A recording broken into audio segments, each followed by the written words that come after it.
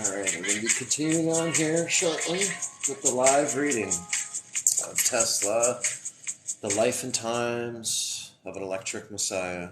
So I've been reading this book for the last few days on a regular basis, just going through this book, breaking it down, looking at the history of Tesla, his inventions, some alternative looks, and like a look into his life and some interesting personal details and some things that we've discovered, looking into the information that's been provided so far. So it's been pretty interesting, and once again, I'll be starting to read here shortly, and I'm just going to wait for a few more people to get in here, and we'll get going.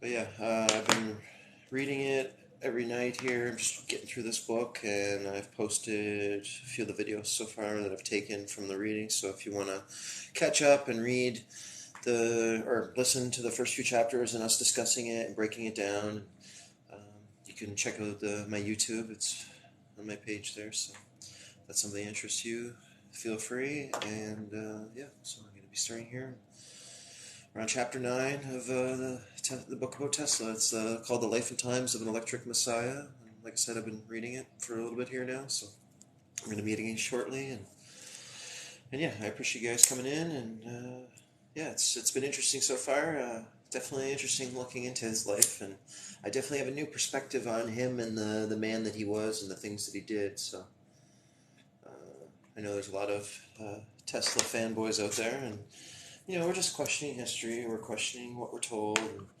looking at the information that we're given about him and his life and a lot of other things, and that kind of ties into a lot of other subjects that we talk about, like controlled technologies, suppressed sort of things, and false history or controlled narratives, controlled characters, Freemasonry, and all these different things that we kind of get into on this page. So, and also obviously the architecture and Tartaria, mud flood, that sort of thing. Although I don't necessarily subscribe to the whole Tartaria narrative that it came from there and that's what it's all about. Like, I feel like that's just like an easy out. It's like, oh well, Tartaria, end of story, and people are that's people stop thinking about it. I think it's really a lot deeper. Same with like the World's Fairs and whatnot, but which Tesla was actually involved in. So anyhow, I'm gonna get started here. So this chapter is about taking on Marconi. So I think, as far as I know, those two were in a battle about like FM transmission or something like that, and who got there first, and the two companies were battling each other as far as that goes. But anyways, continue on. This is Nikola Tesla talking here. So he said, "When I sent electrical waves from my laboratory in Colorado around the world, Mr. Marconi was experimenting with my apparatus unsuccessfully at sea." Oh, right. Now I remember. One was transmitting. Tesla was trying to transmit stuff underground, and Marconi was doing it through the air. So it was interesting how they were using two different mediums to send electricity or radio waves and things of that nature. So interesting stuff. So continue on. Mr. Marconi came to America to lecture on the subject, stating that it was he who sent those signals around the globe. Because in the last chapter we were discussing how Tesla was picking up signals and he thought it was like Martians on Mars, and Marconi claimed that it was him doing an experiment, and there's differing opinions and whatnot on that, so that's interesting to see. So I went to hear him, and when he learned that I was present, he became sick, postponed the lecture, and up to the present time has not delivered it. Marconi was in town when Tesla had returned to New York to the comfort of the Waldorf Astoria. He paid him a visit. I remember when he was coming to me, asking me to explain the function of my transformer for transmission of power to great distances, said Tesla. Mr. Marconi said, after all my explanations of the application of my principle, that it is impossible. Time will tell, Mr. Marconi, Tesla replied. Tesla was still trying to get interest in his tele-automatons. He proposed a dirigible wireless torpedo. Cool. Yeah, like airship kind of thing. Or a small remote-controlled airships, yeah. In last chapter, I think we were discussing his work on like wireless control, and he had built like a little boat, and he was experimenting with that, and he made it work, and he was successful with those things apparently. So anyways, time will tell, Mr. Marconi, Tesla replied. He was still trying to get interest in it. Yeah, I was saying that already. I've constructed such machines and shown them in operation on frequent occasions, said Tesla.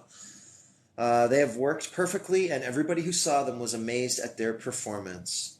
He went to Washington, D.C., where he was again rebuffed. He still hoped that the U.S. Navy or the Coast Guard might buy his wireless transmitters and planned to prove his system by transmitting a signal across the Atlantic. That's interesting because what's that one company that does all the military applications, and they're kind of like they're found all around the world, and they do like the guidance systems for missiles and things like that. I wonder if they got a hold of any of his material to actually work on that. Does anybody remember the name?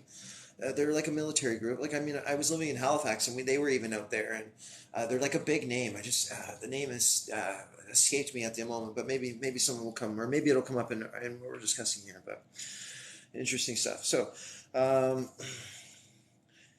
He was trying to get them to buy his wireless transmitters and a plan to prove his system by transmitting a signal across the Atlantic. Westinghouse, though now in financial difficulties, fronted the money, and an agent was sent to Britain to find a suitable site for a receiving station. In 1900, Tesla filed 3 patents on wireless communication and reworked his plans for a transoceanic broadcasting system. He was also set to work on the article for Century magazine. At the time, he was under the influence of the philosophers Friedrich Nietzsche, and Arthur Schopenhauer. I can't even say that name properly, sorry guys. Robert Johnson begged him not to make the article too metaphysical. Tesla took no notice. The next title, Life on Mars.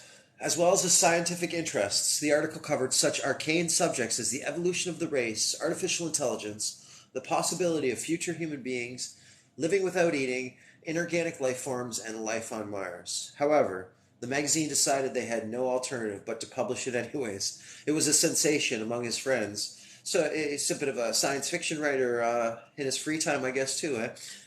Tesla, quite an interesting guy. So at least, however, anonymous reviews in Popular Science Monthly and Science dismissed it as science and fiction. Oblivious to criticism, Tesla followed up with an article in Collier's magazine called Talking with the Planets, where he discusses the possibility of communicating with Martians. This brought renewed criticism, especially from those who had access to grind. Yeah, obviously it's going to be more material for the other guys that he was in a war with, because there was like corporate espionage between him and Edison and the other guys that were there. They were trying to like make him look bad. There's all sorts of stuff going on between these different companies. So all fighting for the territory. They're like the electricity gang. It's kind of funny.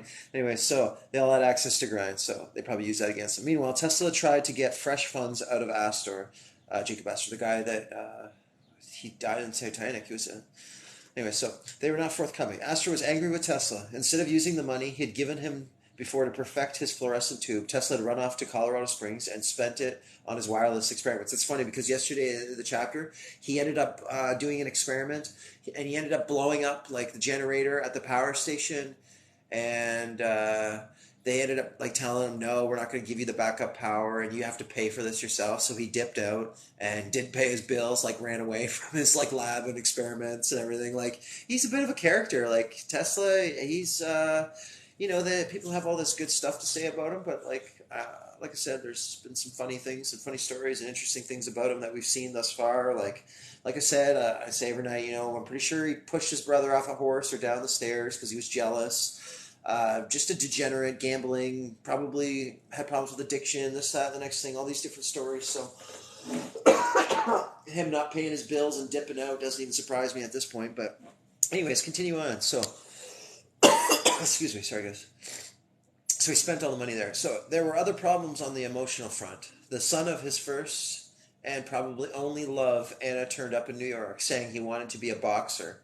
Wait, the son of his first and probably only love. So is it his son, or is it just the son of someone that he loved? Okay, I'm curious. In New York, saying he wanted to be a boxer. Tesla, a boxing fan, encouraged him. Stanford White set up a bout, but the boy was knocked down and died soon after. One hit wonder, eh? One punch TKO for life. Yeah, he punched his clock, eh? So Tesla, it was said, grieved for him, and as he were his own son. That didn't last long. See, it seems like a lot of bad things happen around Tesla. I was making a joke yesterday about how like probably had like an ongoing ad. You know, like someone puts an ad in the paper looking for work or like looking to hire. He probably had like an ongoing ad for assistance because he was probably like experimenting on them or like probably got electrocuted. I'm sure he went through more assistance than history will tell us. So that's a pretty funny thing. Like there's a lot of really funny stuff that we've seen looking through this book and thinking about the things that they're saying about this man, and it's just really fascinating because you know we don't really look at these things. It's just like, oh, he was able to do wireless power, but it never happened because they stopped it or whatever. You know, the narrative that they talk about. But to look at it on a deeper level is fascinating. It's interesting and it's funny. So anyhow, moving on. Finding a new backer. So Tesla moved into high circles. Moved in high circles, sorry. In the autumn of 1900, he was invited to attend the wedding of Louisa, the daughter of Wall Street magnate J.P. Morgan, another criminal, along with Astor's and Teddy Roosevelt, who became U.S. president the following year. He turned out with a top hat, white gloves, and cane. Tesla always prided himself on his appearance and claimed to be one of the best dressed men on Fifth Avenue. At the wedding, Louisa's younger sister, Anna, took a fancy to Tesla. She invited him to the Thanksgiving dinner at the Morgans' home, where Tesla put on a show involving colored lights, lighting, and various wireless devices. Morgan was a yachtsman and commodore of the New York Yacht Club. During America's Cup, he offered Marconi $200,000 for his American patents, including the ocean rights, if ever wireless telegraphy could communicate from England to New York. But the deal fell through, and Morgan opened negotiations with Tesla. However, when they met, Morgan was not impressed. Already mired in controversy, Tesla was boastful, and aside from his early deal with Westinghouse, he had yet to show a profit on any of his inventions. So are they saying he was just all talk at this point? So interesting. So, anyways, nevertheless, Morgan agreed to give Tesla $150,000 to build a transatlantic transmitter with a 90-foot tower in return for 51% of the company. It's, what's that show with the Shark Tank? Yeah. Imagine what that would have been like back in the day. Imagine Tesla like trying to like this like weird awkward guy. He could like invent crazy shit, but since he didn't present it in a good enough way for the people of the fucking rich people of the Shark Tank, we're not interested. See you later, you know. And then it cut to the like story like 6 months later. It's like Tesla's doing his own thing. He's got a big smile on his face, like how they show in Shark Tank or whatever. I think it's funny, like when they like do their own thing or whatever. Anyways, so where was I? The lighting patents that Astor had interest were an add to this later. Tesla took the opportunity to pay Westinghouse back the money he owed him for re-equipping his laboratory, and the new venture was celebrated with a banquet at the Waldorf Astoria. Let's see. Tesla unboxing. Let's check that out. So Tesla claimed to have made a study of the heavyweight title fights after the 1892 match where street fighter John L. Sullivan, who had held the world title for 10 years, was knocked out by college-educated gentleman Jim Corbett. He made headlines predicting the outcome of the rematch between Gene Tunney and the Manasseh Mauler, Jack Dempsey, who, though he had lost the title a year earlier, was ahead in the betting. The New York Herald Tribune said, sitting in his suite at the Hotel Pennsylvania, the 71-year-old inventor did not hedge or pussyfoot, but declared that Tunney's was at least 10-1 favorite.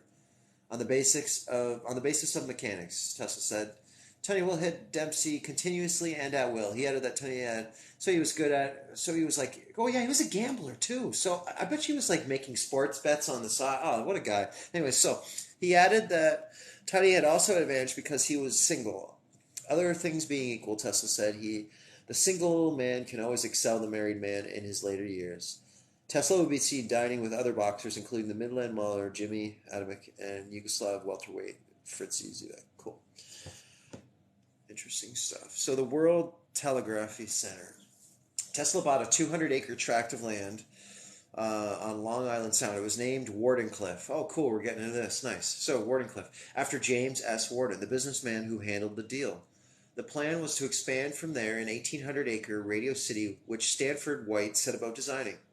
Traveling out of the site by train one morning, Tesla read an article in Electrical Review where Marconi had admitted using a Tesla coil in his wireless experiments. Enraged, Tesla immediately scrapped the plans to build a modest 90-foot tower and started designing a 600-foot edifice. See, it's like little things like that like back to what I was saying yesterday or the day before, probably every day that I've been talking about this guy. Like, there's two sides to this coin because one side would be like, oh, he was too modest, he didn't care about patents, he didn't care about getting rich, he just wanted to help the people. But then you see all these examples of where he's like being super greedy, all he cares about is money or being fame, being having people pay attention to or that know it was him or he's the best, blah blah blah blah blah. So like there's these contradicting details that we're looking at, and it's interesting to look at. So to look at it from a different perspective, and who this man was and what was he really about, and we're questioning the narrative of did he really invent all this, or was he reverse engineering, or whatever the case may be. There's a lot of questions that arise from all this. But the more I look into the details of all these different things, the more bullshit that it, like the way it just sounds like bullshit, a lot of it. So it's like how much of it is truth and which isn't. It's fun to go through. And anyways, continue on. So huge piece of land, 1,800 acres, right? Radio City. They were set about designing. So, where was I? Sorry, guys. Yeah, he was pissed because Marconi was using his Tesla coil for his own experiments. So yeah, he went and built like this huge thing, like 5 times the size of what he was going to initially build. So when he grew tired of commuting for the city, he would stay out there on a estate near Shoreham. When White's wife asked Tesla why he wandered around the gardens at night, he said, "I never sleep." When Morgan got wind of Tesla's grandiose plans, he fulminated. White quickly scaled things down. Here's a Marconi's radio station. It's by the water there. It's pretty. So Marconi's miracle. So there's a couple of these here. Is there any questions before we continue on? Before I continue reading about Tesla, about what we've read so far today? Questions about anything regarding this at the moment? Or should I carry on?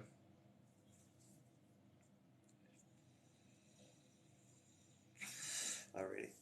Marconi's miracle. Tesla's wireless ambitions were about to suffer another setback. Marconi had installed a power transmitter with a 200-foot mast in Cornwall and was sending test transmissions to Crookhaven in Ireland, 200 miles away, while the sister station was being built on Cape Cod. Both were flattened by storms in September 1901.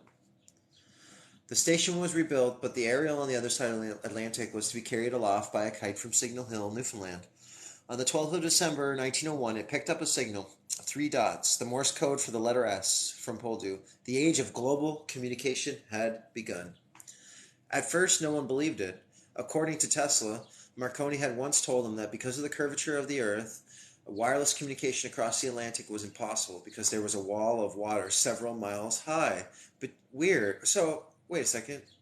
So one scientist is saying there's too much water for these transmissions to pass through, but the other one is proving that it works. So what does that mean? Does that mean the math of the curvature? Like, do they have the wrong math of the curvature of the Earth? Because if the math is wrong, then that means that maybe the Earth is bigger than we think it is, because for him to be able to reach that signal across based on the math of the curvature, like you're saying, that signal would be going through the water, it'd be hard, wouldn't be able to do it, but they were successful in doing it. So that means the math is off and the Earth isn't not what it seems to be. That's interesting. Okay, so continue on. Miles high between 2 continents, which the rays could not traverse. On hearing the news, Ortis Pond, an engineer then working for Tesla, said, "Looks as if Marconi got the jump on you." He's like, probably like ribbing at him because he knows how Tesla is as a person. Like, here, I'll fuck with the boss, and like try to get him all riled up or something. So anyway, Tesla replied, "Marconi is a good fellow. Let him continue. He is using 17 of my patents, so he's making money off of it." Yeah, okay, that's makes sense. Yeah. Well, let him keep going. I need the money, especially with all his gambling debt he probably had, right? So, Thomas Martin was doubtful about Marconi's achievement, but after consulting with colleagues, he booked a banqueting hall in the Waldorf Astoria for the 13th of January 1902 and invited 300 guests to celebrate Marconi's achievement. Tesla did not attend, poor sport. Having ducked out of the hotel before Marconi arrived, the dinner exacerbated the ill will between Martin and Tesla. who is now preparing a new edition of the inventions, researches, and writings of Nikola Tesla, this time without Martin's name on it. According to the New York Times at the dinner, there were cheers when the toastmaster came to a letter from Nikola Tesla, who said he felt he could not rise to the occasion.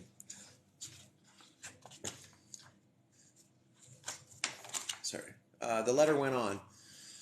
I regret not being able to contribute to the pleasure of the evening, but I wish to join the members in heartily congratulating Mr. Marconi on his brilliant results. He is a splendid worker, full of rare and subtle energies. May he prove to be one of those whose powers increase and whose mind feelers reach out farther with advancing years for the good of the world and honor of his country. In his speech, Marconi pointed out that his wireless was already installed on over 70 ships, 37 in the British Royal Navy, 12 in the Italian Navy, and the rest on liners belonging to Cunard, North German, Lloyd, and others. There were already 20 stations in operation on land in Great Britain and more in construction. He concluded by saying, I have built very largely on the work of others. I may miss a few of them, but I would like to mention Clerk Maxwell, Lord Kelvin, Professor Henry, and Professor Hertz. Womp womp. No mention of Tesla at all, but he was not cowed. He wrote to Morgan, J.P. Morgan, saying that he had developed a machine that would produce an electrical disturbance of sufficient intensity to be... So he got pissed, and then he's like, he tells, like, probably the worst person in the world, like, hey, I got this earthquake machine. We can, like, destroy stuff with it. Yeah, it's like he needed that attention to be better. He just had to do something, so... Weird. Okay, so when I throw a switch, I shall send a greeting to the whole world, and for this great triumph, I shall ever be grateful to you. Not only would he take on the telegraph companies, but he threatened to destroy newspapers. Every customer of Tesla's wireless system would be able to print their own. However, Tesla was already running out of money, and this would be his last communication with Morgan for 9 months. So, I wonder if there's any of Wardenclyffe Tower still around. Like, is there any pieces of it? Is it completely dismantled? Is the building there? Like, just be interesting to look into at some point in time. So, carrying on, the Wardenclyffe Tower. Though Tesla's experimental station was impressive, it was not as grand as he had planned. Morgan had only given him $150,000. When I can only imagine what that'd be worth today. When a more realistic sum would have been $1 million. The tower rose just 187 feet in the air. On the top was a 57-ton steel sphere, and under the tower was a shaft that plunged 120 feet into the ground. 620 feet, that's pretty far. 16 iron pipes were driven down another 300 feet so that currents could pass deep into the earth. The currents... Interesting. In this system that I invented, Tesla said it is not necessary for the machine to get a grip of the earth. Otherwise, it cannot shake the earth. It has to have a grip so that the whole of this globe can quiver. Interesting. While Marconi was sending his messages through curved air, said the Port Jefferson Echo, Tesla proposed to send them through the earth as well. But construction was already grinding to a halt when Marconi sent his transatlantic signal. He may have been using Tesla's patents, but his equipment was inexpensive by comparison. Then the stock market crashed, and the cost of materials Tesla needed to complete Wardenclyffe doubled. Morgan would not stump any more money, so Tesla went back to the manufacture of his oscillators that had proved so popular among his rivals, and to perfecting fluorescent lights. Money began to trickle in, and he completed the cupola crowning the tower of Wardenclyffe, or at Wardenclyffe. At the end of July 1903, Tesla finally cranked up his magnifying transformer. Is it a transformer or transmitter, or both? The mushroom-shaped cupola became fully charged. Local villagers heard the rumble of thunder, and a strange light appeared above Tesla's tower. This could be seen on the shores of Connecticut on the other side of Long Island Sound. Soon after, creditors from Westinghouse came to cart away the heavy equipment, and Tesla's town fell silent. They didn't want him giving the free energy away. Unbowed, Tesla raised money from his uncles in the Balkans, then did the rounds of Wall Street financiers. In October 1903, Thomas Fortune Ryan promised $100,000, but Morgan scuttled the venture. It seemed that Tesla's boast of being able to transmit unlimited amount of powers over any distance, the wrong person to be telling that information to, was seen as a threat to the moguls of Wall Street. How were they going to charge for the electricity it generated? Tesla clearly intended to give power away for free.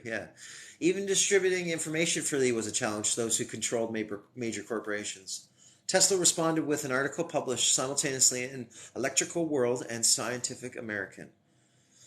The results attained by me have made my scheme of intelligence transmission, for which the name of world telegraphy has been suggested, easily realizable. It constitutes a radical and fruitful departure from what has been done heretofore. It involves the employment of a number of plants, all of which are capable of transmitting individualized signals to the uttermost confines of the earth.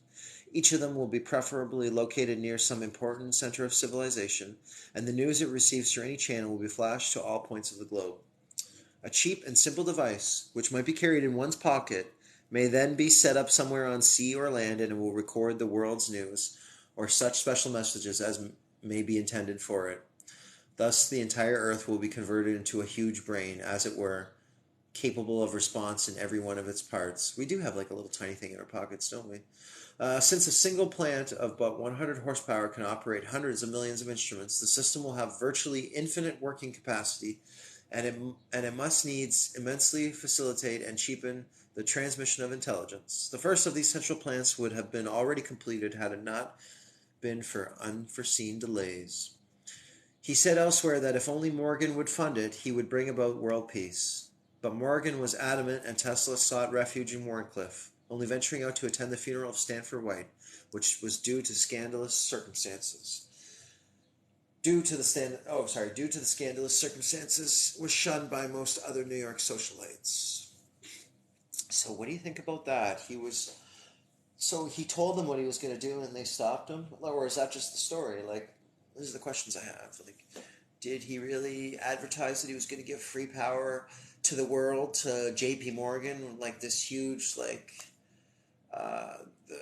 what would you call him at the time? Oligarchs? Is that the? I don't know if that's the correct term, but yeah, is he the one that was involved in the like petroleum business and everything as well?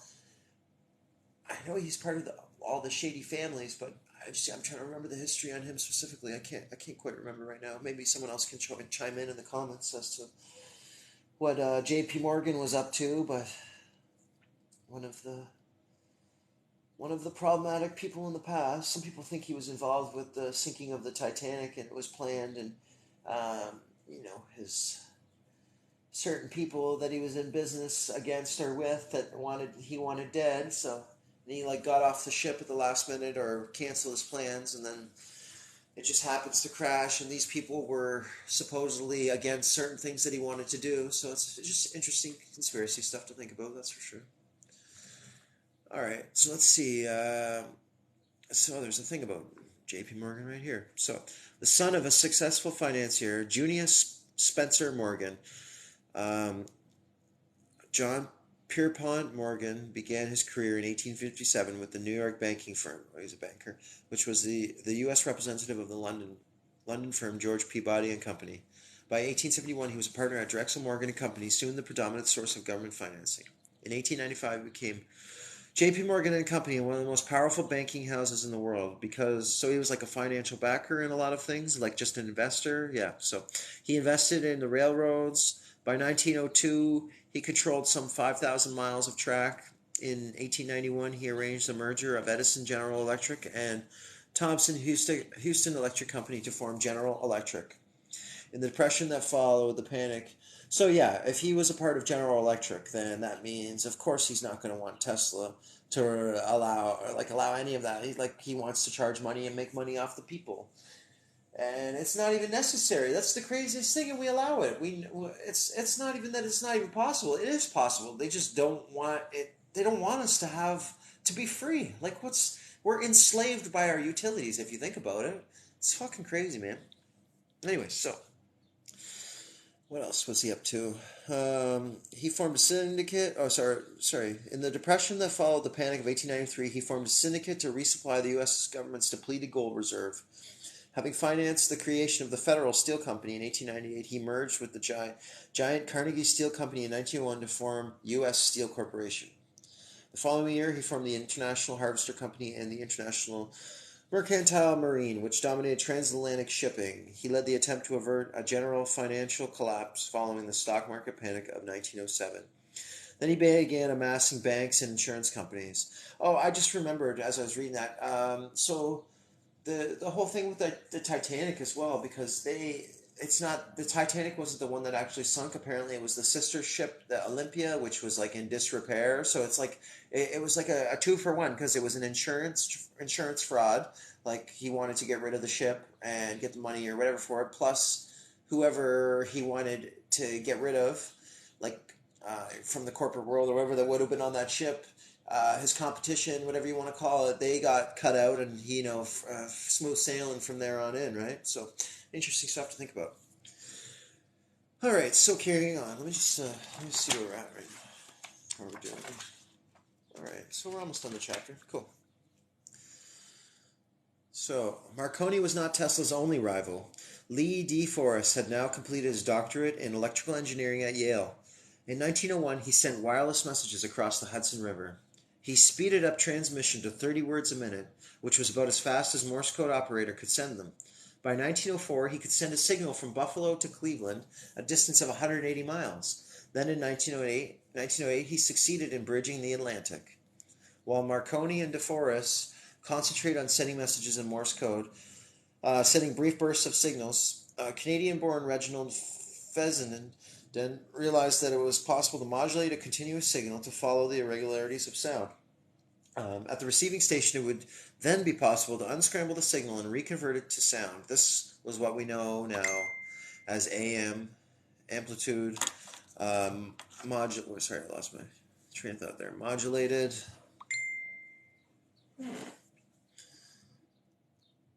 radio. Yep, sorry. In 1906, he transmitted music down Massachusetts coast. In 1910, De Forest was broadcasting the voice of Italian opera singer Enrico Caruso from the Metropolitan Opera House in New York. However, Tesla sued him for infringing his patents and won. How about that? So, the $1 million folly. Newspapers began to call Wardenclyffe Tesla's $1 million folly. Forced to close it down, Tesla had a nervous breakdown. He railed against the critics. It is not a dream, it is a simple feat of scientific electrical engineering, only expensive. Blind, faint-hearted, doubting world. Humanity is not yet sufficiently advanced to be willingly led by the discoverer's keen, searching sense. But who knows? Perhaps it is better in this present world of ours that a revolutionary idea or invention, instead of being helped and patted, be hampered and ill-treated in its adolescence. By want of means, by selfish interests and pedantry, stupidity and ignorance. That it be attacked and stifled, that it pass through bitter trials and tribulations through the heartless strife of commercial existence. So do we get our light. So all that was great in the past was ridiculed, condemned, combated, suppressed, and only to emerge all the more powerfully, all the more triumphantly from the struggle. So yeah, imagine it gets to the point it's almost like this, it sounds like the plot of a movie. It's like we go through all this crazy stuff, and then we have these evil people trying to bring us down, and finally we triumph. Everyone has free energy. Everyone lives happily, and then the story continues. Anyways, it's just a funny thought. So Tesla retreated to his room at the Waldorf Astoria, where he nursed an injured pigeon he had found near the New York Public Library. However, at night he sometimes stole out to Wardenclyffe to hook himself up to the high-frequency machinery. I have passed 150,000 volts through my head, he told the New York Times, and did not lose consciousness, but I invariably fell into a lethargic sleep sometimes after. He found the electricity soothing. Very, very interesting. So seeing into the future. Although Wardenclyffe did not live up to his expectations, Tesla's vision remained intact. In the future of the wireless art and wireless telegraphy and telephony in 1908, he said, as soon as it is completed, it will be possible for a businessman in New York to dictate instructions and have them instantly appear in type at his office in London or elsewhere. He will be able to call up from his desk and talk to any telephone subscriber on the globe without any change, whatever in the existing equipment. And an inexpensive instrument, not bigger than a watch, will enable its bearer, it's like Apple Watches, right? So its bearer to hear anywhere on sea or land, music or song, the speech of a political leader, the address of an eminent man of science, or the sermon of an eloquent clergyman, delivered in some other place, however distant. In the same manner, any picture, character, drawing, or print can be transferred from one to another. Millions of such instruments can be operated from but one plant of this kind. More important than all of this, however, will be the transmission of power, without wires, which will be shown on a scale large enough to carry conviction. So it seems like electricity is the only thing that we don't do wirelessly. Like I can charge my cell phone wirelessly if I want to, but I can't. But that technically that's transferring electricity. So if we could figure out how that works, ooh, very interesting. I just kind of said there, but like household power would be nice. You know what I mean? If we could find a way to produce it for free and then send it for free, then we wouldn't have to worry, right? So, where was I? Yeah, so he's going on about basically Apple Watches. He'll be able, basically like the internet, access to anything, however distant. In the same manner, it can be transferred from one place to another. Millions of instruments are operational, but from one plant of this kind. More important, others, however, will be transmission of power. Yeah, that's what I was saying before. Which will be shown on a scale large enough to carry conviction. So here's some pictures, supposedly, of these inventors. Like Tesla, DeForest was the son of a church minister. Yeah, I was saying the one day, imagine if Tesla did what his father wanted and became an Orthodox priest instead of an inventor. We'd have a completely different world because apparently he invented everything. So we'd just be like sitting in the dark, with our like oil lamps or whatever, no radio, electricity, no modern electrical conveniences of any kind, just whatever. Like we wouldn't have a lot of these things that we use today, or it would have taken a lot longer to get to the point where we are today. It's a funny thought, for sure. So, let's take a look. So, yes, his father was hoping his son would follow him into the ministry, but he spent most of his youth at Talladega College, traditionally an African American school where his father was president. In 1893, he enrolled at Sheffield Scientific at Yale, where he studied engineering. 6 years later, he was awarded a PhD for a thesis entitled Reflections of Hertzian Waves from the Ends of Parallel Wires. Experimenting in radio telegraphy, he managed to interest the U.S. Army and Navy in his apparatus. His equipment was used by European reporters to send dispatches during the Russo-Japanese War of 1904 to 05. In 1906, DeForest filed a patent for a vacuum tube diode to detect radio waves. The following year, he patented the triode or Audion valve. This placed a grid between the electrodes, which allowed it to amplify feeble electric currents. While others developed its full potential, it was the mainstay of amplification until the invention of the transistor. Cool. In 1912, DeForest was indicted and subsequently acquitted of mail fraud by seeking to promote his worthless device. His triode made transcontinental wireless telephony possible. Seeking to promote radio as a new medium in 1910, he broadcast a live performance by Italian opera star Enrico Caruso from the Metropolitan Opera House. 2 years later, DeForest found he could boost a weak signal further by feeding the output of one tube to the grid of the next, and so on. He also found that by feeding the output of the Audion tube back to its own grid, he could produce a stable oscillator whose signal could be modulated to carry speech and music. In the face of a storm of infringement suits, he sold his patents to others to exploit. He went on to invent a system for recording sound on film, making the talkies possible. The talkies? Talking pictures? Because it was always like silent films before, right? It's interesting. And we got this guy here, Reginald Fessenden.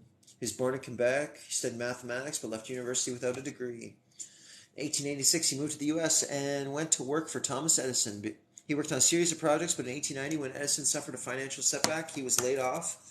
After working at various manufacturing companies, he became a professor of electrical engineering at Purdue University, moving on to Western University of Pennsylvania, now Pittsburgh University, the following year.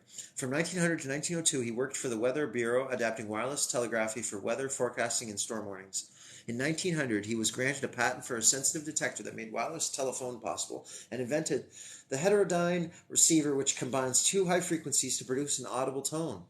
With the two Pittsburgh's financiers, he formed the National Electric Signaling Company in 1902, which transmitted the first voice signals over distance. So in 1902, the first voice signal was sent over distance. Neat. In 1906, he made the first two-way transatlantic transmission. Two-way transatlantic transmission. That sounds like it's on its way to be a tongue twister. Anyway, but he fell out with backers and the company ended up bankrupt. During his career, filed some 300 patents. Many were subject to litigation. He sued RCA for $60 million, settling out of court in 1908 for a large cash payment. Among his admirers was Elihu I can't even say that name. Elihu Thomson, who called him the greatest wireless inventor of the age, greater than Marconi. Okay, so that was the first chapter, ladies and gentlemen. What do you guys think about that? Those of you that have been listening in. Does anybody care to comment?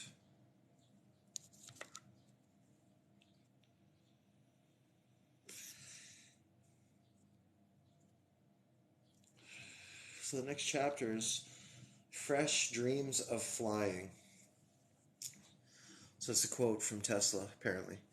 On my slow return to the normal state of mind, I experienced an exquisitely painful longing after something undefinable. Imagine you have this like pain of something that I need this thing, but you don't know what that thing is. That's funny. During the day, I worked as usual. Oh, yeah, right. Yeah, but when he was talking about it, I don't think he realized that yet. During the day, I worked as usual, and this feeling, though it persisted, was much less pronounced. But when I retired, the night, with its monstrous amplifications, made the suffering very acute. My torture was due to a consuming desire to see my mother. Oh, weird. Okay. Hello. Slowly, Tesla recovered. He would go out during the day, as dapper as ever, a dapper dandy dude. It didn't say that in the book. As ever, to have warm compresses applied to his face and his scalp. So he's going to the beauty spa too. From the sounds of it, he looked for new offices and delighted on traveling on the subway, which was powered by his induction motors. Imagine you're just like walking around this world where it's like you invented everything, but you never get any credit for it. Like that would be a weird existence, I would imagine. So in May 1907, Tesla was inducted into the New York Academy of Sciences. He managed to borrow some money and raise a few more mortgages, including one with George Siebold, the proprietor of the Waldorf Astoria, where he had not paid rent for 3 years.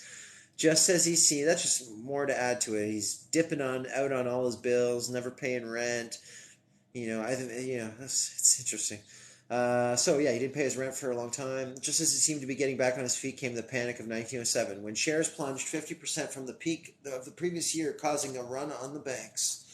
Nevertheless, his imagination was as good as ever. The Wright brothers had made their first powered flight in 1903. Do you guys really think that's when the first flight was? I fucking doubt it. But anyway, so it's just more forced narratives like, oh, this is the history. This is what you get. These guys, they're the first.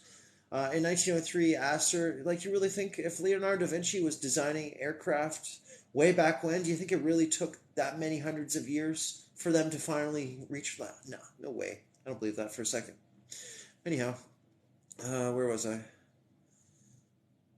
So the Wright brothers had made their first powered flight in 1903. Astor was also keen on flying machines and encouraged Tesla to take interest. However, at a dinner at the Waldorf Astoria at the beginning of 1908, he made another of his pronouncements. The coming year will dispel another error which has greatly retarded the progress of aerial navigation. The aeronaut will soon satisfy himself that an airplane is altogether too heavy to soar, and that such a machine, while it has its uses, can never fly as fast as a dirigible balloon. Yeah, dirigibles is something I talk about a lot too. It's basically the airships, and there's it's an interesting topic, and we a lot of us believe that the dirigibles and airships is not a new thing, and that's really a lot of how a lot of air travel was happening back in the day, and even further than that. So, if you guys are ever interested in that, check out the dirigibles. Once this is fully recognized, the expert will concentrate his efforts on the latter type, and before many months are passed, it will be a familiar object in the sky. However, he was not entirely wrong, as he went on to say, aerial vessels of war will be used to the exclusion of ships. He also said the propeller is doomed. It would, he said, have to be replaced by a reactive jet. Interesting. Tesla's flying machine. Despite his gloomy prognostication, Tesla revealed in the New York Times of June 8th of 1908 that he was working on a heavier-than-air machine of his own. By 1911, Tesla was ready to spell out his vision in a press interview. The flying machine of the future, my flying machine, will be heavier than air, but it will not be an airplane. It will have no wings. It will be substantial, solid, stable. You cannot have a stable airplane.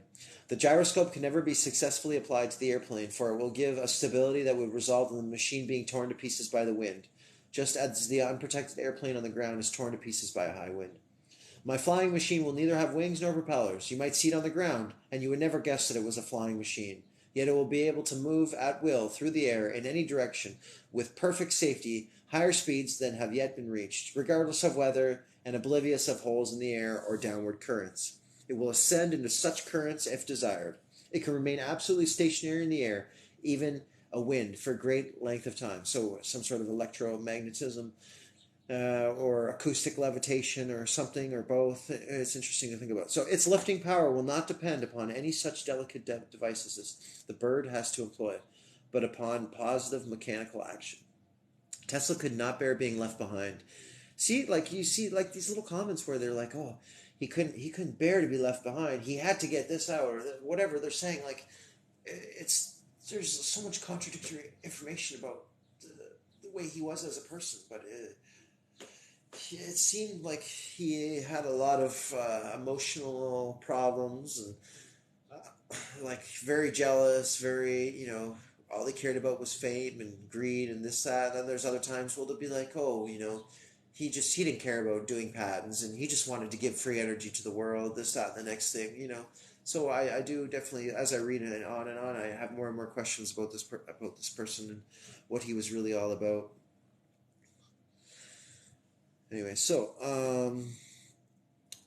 he couldn't bear to be left behind. In 1911, he said, 20 years ago, I believed that I would be the first man to fly, that I was on the track of accomplishing what no one else was anywhere near reaching. I was working entirely in electricity then, and did not realize that the gasoline engine was approaching a perfection that was going to make the aeroplane feasible. His idea, naturally, was to have a plane powered by electricity, which power supplied by stations on the ground. I have not accomplished this yet, but I am confident that I will in time, he said.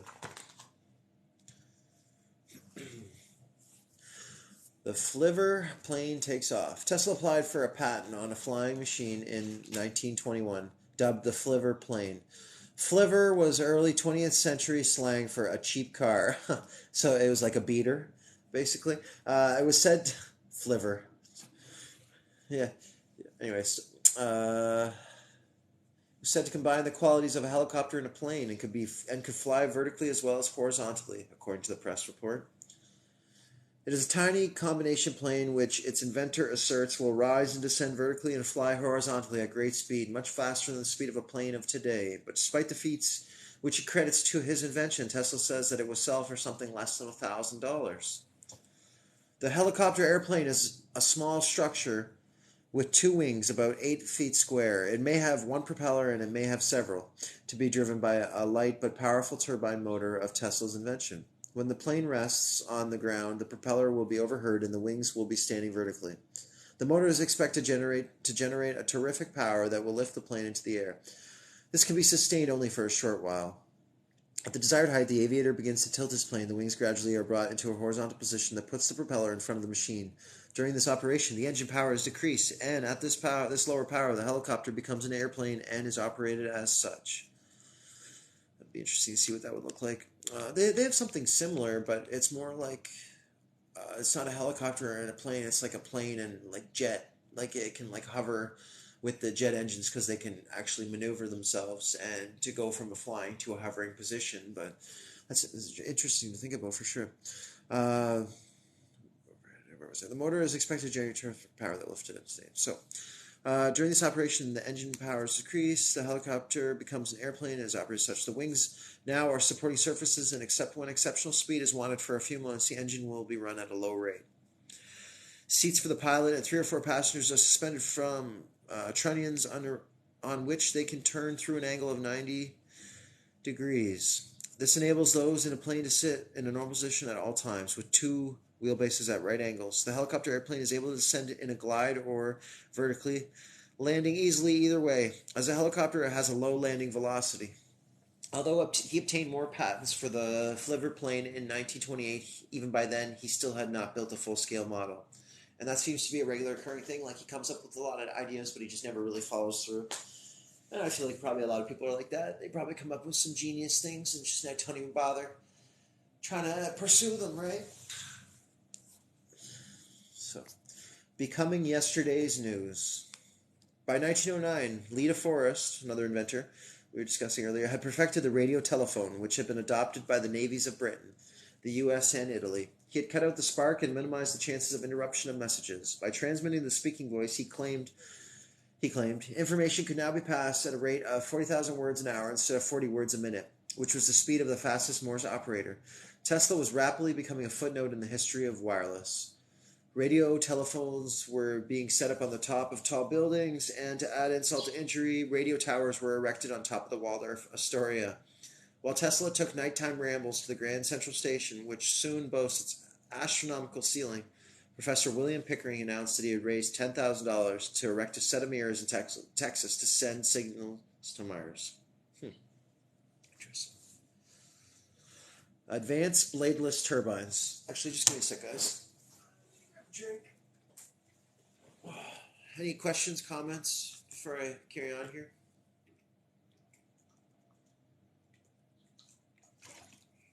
What's the name of this book?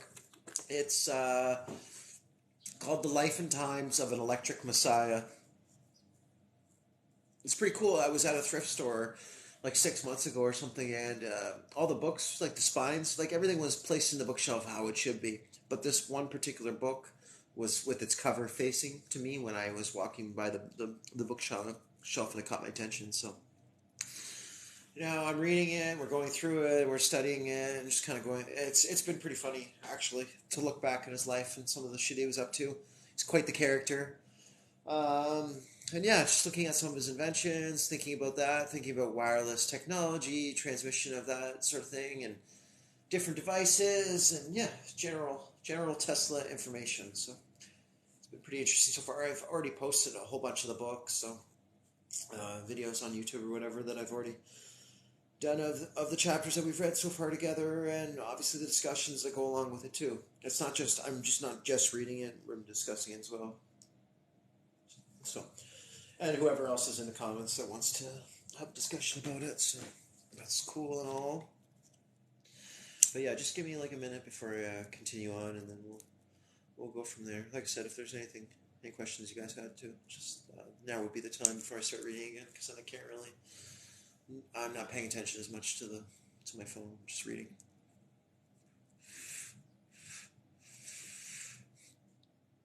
So, becoming yesterday's news. So basically, at this point, people are taking so Tesla was a pioneer, but he wasn't making any much new things, or wasn't acting out on his inventions or whatever, because from what it sounds like, all these other people are surpassing him at this point and doing all sorts of things, and he's kind of being left in the dust from the sounds of it. So that's interesting to think about.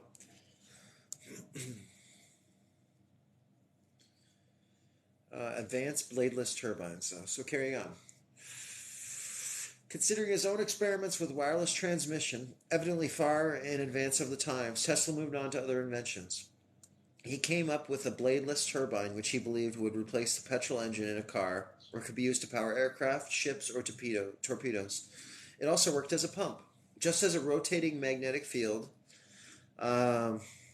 dragged the rotor around in his AC motors, Tesla believed that it was possible to use steam or compressed air to turn a series of discs attached to a turbine. They utilized the property of viscosity, that is, a fluid's resistance to flow, by adjusting the distance between the discs to match the viscosity and the speed of flow of the fluid. Tesla believed that he could create an efficient engine. And there's the engine right there, the diagram of it, of the original patent diagrams for his turbine engine. In Tesla's engine, fluid entered at the edge of the disc and exited at the shaft in the center. As the fluid spiraled down between the discs, it dragged them around with it. When the action was reversed, the fluid spiraled out from the center and acted as a pump or a blower. Without blades, the engine would be cheaper to build and easier to maintain. What's more, it gave a vastly improved power-to-weight ratio. Tesla claimed that while the lightest airplane engines produce 1 horsepower, so 746 watts for each 2.5 pounds, his engine would produce 25 horsepower, so like 18,000 watts. In his own mind, he had solved the problem of flying. I've accomplished what mechanical engineers have been dreaming about ever since the invention of steam power, said Tesla. That is the perfect rotary engine. It's funny, isn't it the Mazdas, like the RX6 or 7s or something like that, that used the rotary engines back in the day, and it's like this weird, like completely different style of engine from everything else. I'm not like a car guy, so I don't know too much about that. But I just rang a bell when he said the rotary engine, and they're like just a different system, a different way of doing it, right? I'm sure there's some people that know quite a bit about that, but anyways. Uh, that was all very well in theory, but it had taken Tesla years to go from the idea of a rotating magnetic field to the production of a functioning AC motor. Producing a bladeless turbine similarly required a great deal of meticulous engineering. All sorts of different materials and configurations would have to be tested. Nevertheless, Tesla was confident that his new engine would be so successful that he would have the money to reopen Wardenclyffe. So, coming up with prototypes. In 1906, Julius Sitzo, son of Tesla's long-serving assistant Coleman, built the first prototype. It had 8 discs, each 6 inches in diameter, weighing less than 10 pounds. It developed 30 horsepower and would rotate up to 35,000 revolutions per minute. At this speed, the metal discs began to distort. Nevertheless, in 1909, Tesla filed 2 patents, one for the turbine, the other for the pump. The following year, Zito produced a second prototype with 12-inch discs with the speed limited to 10,000 RPM. It developed 100 horsepower. A third prototype was slightly smaller. Its discs were 9.75 inches in diameter. The speed was limited to 9,000 RPM. But, I mean, that's the thing with experimentation. You keep trying different things, see what works. Where was it? It was 110 horsepower. Tesla claimed that he invented a powerhouse in a hat. Hooked up to an induction motor, it could have made a jet engine. As he shuttled between various workshops in New York, Providence, Rhode Island, and Bridgeport, Connecticut. See, oh, that's interesting. Like, because they always talk about the one or two places, but like he must have had laboratories all over the place, and there's probably ones that we don't even know about, right? That's kind of interesting to think about, and I wonder how many of these buildings are actually still standing. Yeah, very very interesting stuff. So he's shuttling back and forth all these different spots where most of the development was done. So, Bridgeport, Connecticut, so Bridgeport, Connecticut, where most of the development was done. He became increasingly optimistic. I am now at work on the new idea of an automobile, locomotive, and lathe in which these inventions of mine are embodied and which cannot help but prove a colossal success, he said. The only trouble is to get the cash, but it cannot last very long before my money will come in a torrent. Later he wrote, undaunted, things are developing very favorably, and it seems my wildest dream will be realized before next summer. There is speculation that Tesla installed one of his engines on a mysterious craft that Astor had moored on the Harlem River. It seemed to embody an airship with a practical watercraft, said the New York Times. However, after a year, it disappeared. Oh, whoa. So he had like some amphibious airplane kind of thing. So it was like an airship, but it was a boat or somewhere in between. I wonder if anybody ever got a picture of it. If that, like, imagine if that just came out of nowhere, like suddenly, because you know how like there's images or videos that just come out of the woodwork sometimes, and it's like, oh, I never saw that before, and it would just be neat to see some like elusive photo of this craft, or maybe someone has it or whatever. You know what I mean? I think stuff like that's kind of neat. Putting on a public show. So Astor refused to invest, so Tesla set up the Tesla Propulsion Company with Joseph Hoadley, whose Alabama Consolidated Coal and Iron Company planned to use the Tesla pump as a blower in its blast furnaces. Certain fortunes were on the up again. Tesla took offices in the new Metropolitan Life Tower on Madison Square, then the tallest building in the world. Eager to promote his new invention, Tesla arranged to give a public demonstration at the waterside station of the New York Edison Company. Tesla had 2 engines built. They were just 3 feet long and 2 feet wide and 2 feet high, weighed about 400 pounds, revolving at 9,000 RPM. They each developed 200 horsepower. In the demonstration, the 2 turbines were connected by a torque rod. Turning in the opposite direction, the 2 motors would engage in a tug of war. With the power they developed, registered on the torque rod, but in this configuration with the 2 turbines pushing against one another, the motors did not actually turn, just straighten against each other. The audience was not impressed, and the story soon circulated that the test was a complete failure. Building up high hopes. Oh, just before I read that, there's a little section that says ozone therapy. It had long been thought that ozone had healing properties, and Tesla patented an ozone-generating machine in 1896. forming the Tesla Ozone Company in 1900. His portable ozonizers were used to disinfect rooms. Don't they use that now? Like I feel like I've worked in places or I've seen places where they have something generating ozone in like the certain areas to kill bacteria or like bad smells or things like that, and it's interesting to see. But yeah, anyway, so he also thought to have ozonated olive oil. He gave one of his machines to his long-serving secretary for his wife who was ill at the time. I believe that it will do you and Miss Scherf a lot of good, he wrote, unless you have no electricity supply in your house, in which case it will be necessary to move into other quarters. Interesting. So building up high hopes. To Tesla, though, the test had been a success. He told the New York Herald Tribune, one such pump now in operation with 8 discs. It can pump 4,000 gallons a minute to a height of 360 feet. That's a pretty big deal. As a motor, they would be run using water, air, steam, gas, or any other fluid under pressure. The motor is especially adaptable to automobiles, for it will run on gas explosions as well as on steam, said Tesla. Coupling these engines in series, one can do away with gearing and machinery. Factories can be equipped without shafting. The applications were limitless. With a 1,000 horsepower engine weighing only 100 pounds, imagine the possibilities in automobiles, locomotives, and steamships. He said in the space now occupied by the engines of the, I can't even say that word, Lusitania, 25 times her 80,000 horsepower could be developed. I guess it's the name of a ship. Were it possible to provide boiler capacity sufficient to furnish the necessary steam. The engine would also be perfect to power Tesla's flying machine. Using the current reciprocating petrol engine, he said, the airplane is fatally defective. It is merely a toy, a sporting plaything. It can never become commercially practical. The problem was, of course, he needed money to develop it. Westinghouse was Westinghouse was out of business.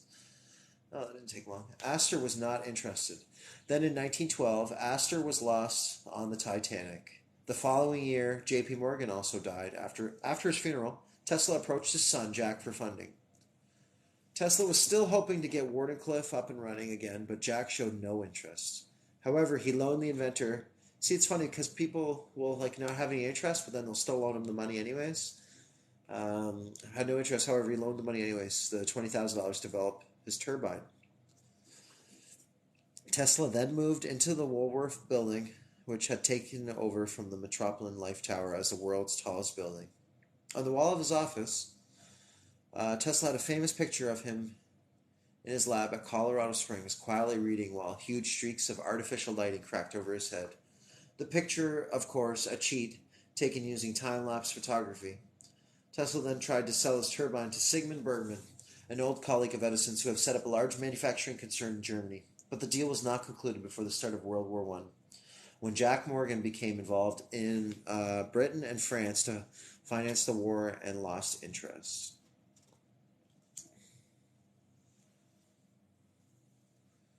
So, Marconi versus Tesla. Tesla was bitter when Marconi won the Nobel Prize in 1909 for what Tesla considered was his invention. Like the whole story of Tesla, like everybody screwing him over, like anybody he worked with, anybody that got a hold of anything that he had something to do with. Hey, what's going on? Like they were always stealing things from him. They weren't giving credit. They were trying to make him look bad. It seems like the whole world was against him. From the sounds of this, so it's interesting to think about. But so Tesla was bitter when Marconi won. Tesla was bitter when Marconi won the Nobel Prize in 1909 for what Tesla considered was his invention. Jack Hammond tried to balance the two men's contributions in his article, The Future of Wireless, in the National Press Reporter in 1912. Mr. Tesla, in 1890, this is someone speaking now. Mr. Tesla, in 1892, showed that the true Hertzian effect was not a means by which it was possible for sending a station to communicate with a receiving station at any great distance. He demonstrated furthermore that waves propagated at a transmitting station traveled along the ground as a conductor. Today, it is acknowledged that these views are correct. It was, however, left to the splendid enterprise of Marconi to crystallize the results of previous investigators into a complete and practical system of space telegraphy. In 1897, Mr. Marconi transmitted messages to a distance of 8.7 miles. Today, Mr. Marconi says that the maximum effective distance of transmission is 6,000 miles. Well, big difference. Let's see what we got here. Remote Remote control mechanical dog.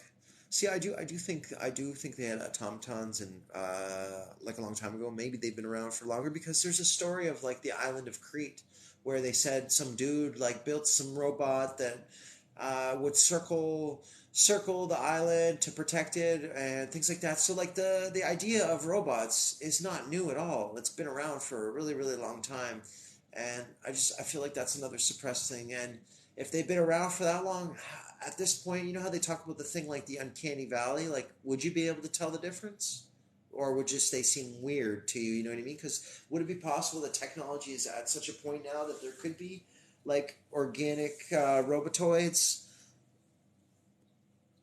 The great grandfather clock will point you to robotoid. Yeah, exactly. Like clocks themselves and everything related to that just makes you wonder what's really possible and what's been around in the past, right? So, so remote control mechanical dog. A disgruntled Tesla resented that any credit should go to Marconi. He also heard that while working with Alexander Graham Bell and Tesla's former assistant Fritz Lowenstein, him, is it Steen or Stein? Sorry, guys, that was a joke. He had invented a mechanical dog that worked by remote control. While Hammond assured Tesla that he had not infringed any of his patents, Tesla insisted that he get a share in any of the profits. The two of them then formed the Tesla Hammond Wireless Company, funded by Hammond's father. How many companies did he have come and go, I wonder? Tesla saw this new company as a way. I'm sorry, it's just happened so many times. I haven't like. I should put like a little tick every time he makes up a name for a new company and then loses it to someone or it falls apart or whatever the case may be. It's just like the reason I question it too. It's just it feels like I'm reading the script of like a movie or it's like this story and it's just like there's it's just one thing after another and it just seems so out there and ridiculous that it doesn't seem that it was actually happening. That's just part of the reason why I question it too. Yeah, like I remember seeing this thing like a duck, and you feed it pellets, and then it poops out like a little thing, and it's like this robotic duck thing, and it's interesting. I made a video about it at one point in time, and like they were making batteries in the early 1800s and stuff like that. So it's so interesting things to think about.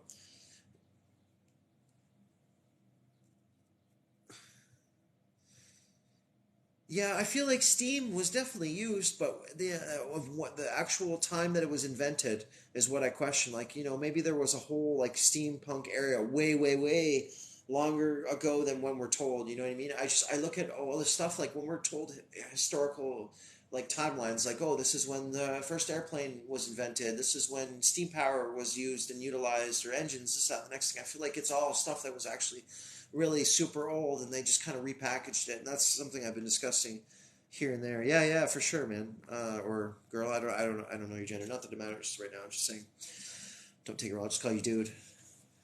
So where was I? Remote control dog. So yeah, Tesla wanted to share. They started a company together. Uh, so Tesla saw this new company as a way to market his bladeless turbine, perhaps to the military, but Hammond was more interested in Tesla's patents on selective tuning, which divided up the radio spectrum into numerous channels, a crucial development in radio. Hammond contacted the War Department with a proposal for a ship-to-shore communication system and hired Fritz Lowenstein and Benjamin Franklin Meissner to form a military research group at the family estate in Gloucester, Massachusetts. I don't know how to say that word properly. Gloucester. I can't. There's one of them in the UK as well. Again, Tesla was sidelined. All right, moving on. Sending messages through the air. Or sorry, before I continue on, was there anything else you guys wanted to mention there while I'm looking?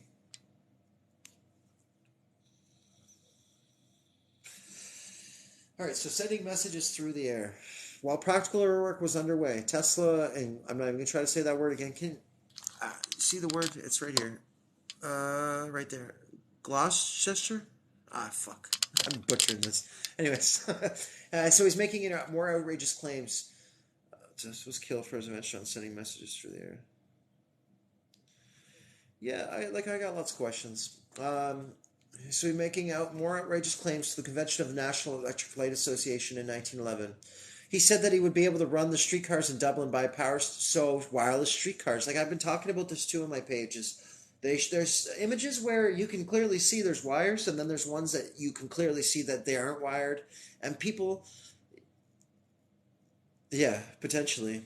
Oh, for sure. Like, who knows what kind of things they realize they could transmit? How do we know that there's like imperceivable sounds and things being transmitted to our brains at a distance? I know that sounds like some tinfoil hat shit, but maybe the tinfoil hat, the idea of that came from somewhere, right? So because it's so made fun of and put into like the mainstream narrative. So maybe we should be wearing a tinfoil hat, to block frequencies. I know it sounds silly, but yeah, hey, at this point, anything could be possible, especially where they studied so much. How is it globally 5 years before the war of radio? Yeah, right. History is a funny thing.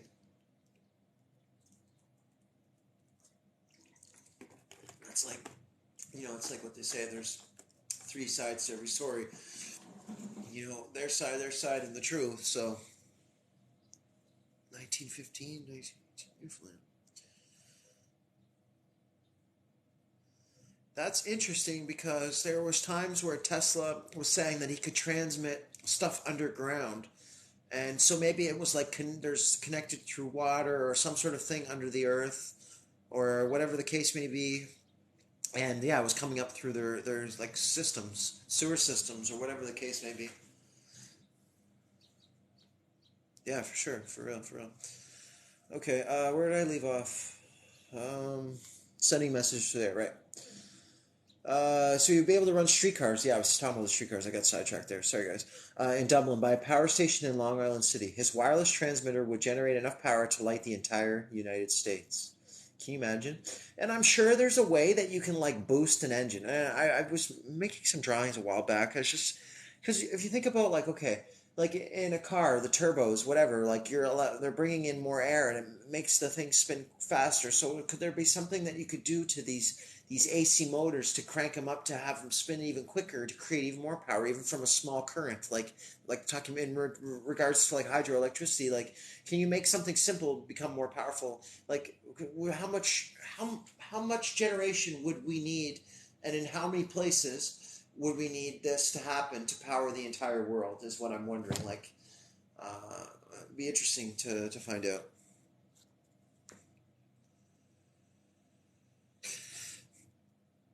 Yeah, they change and they changed music as well when what everything is tuned at. So the current would pass into the air and spreading in all directions produce an effect of a strong aurora borealis, he said. It would be a soft light but sufficient to distinguish objects. The New York Times said Queen Isabella of Spain could not have been more amazed when meeting Christopher Columbus to hear about the New World. Tesla was even prepared to take on Euclid. I have annihilated distance with my scheme. It's funny because he always says scheme. It's not like my idea, my inventions. It's literally they use the word so many times is scheme, which I think is really funny. Anyway, so my scheme, and when perfected, it will not be one mite different than my present plans to call for. The air will be my medium, and I will be able to transmit energy of any amount to any place in the world. I will also be able to send messages to all parts of the world, and I will send words out into the world, which will come out of the ground in the Sahara Desert with such force that they can be heard for 15 miles around. I also hope to set up a central wireless telephone station whereby there will be a force of 1,000,000 horsepower behind each word uttered into my instrument, and in which distance we will play no hindrances whatever. Many hundreds of people will be able to talk at the same time without any interference with each other. He also stated that he perfected a new steam engine, a turbine that would produce 10 horsepower but weighed only 1 pound. The machine would be the smallest thing ever seen on wheels and will be more powerful than any automobile engine ever manufactured.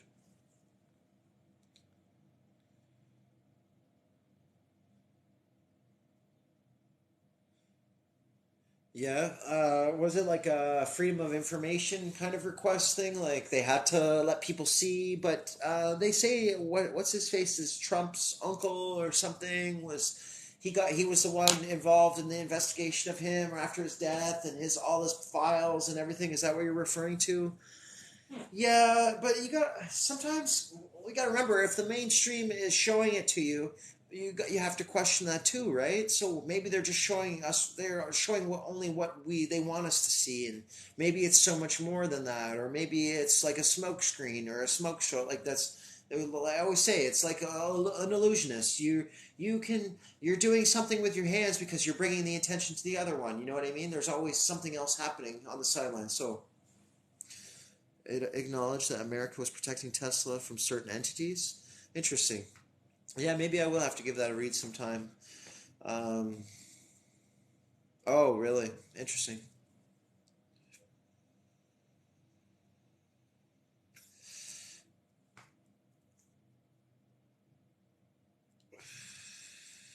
That's an interesting thought for sure. Where was I, guys? Sorry. Oh, ending the Hammond partnership. So, Tesla made overtures to the Japanese, hoping they would take 500 of his turbines to power their torpedoes. He also had meetings with General Electric and Sieberling Company, who developed high-speed power boats. Then he worked on a prototype car engines, approaching Ford.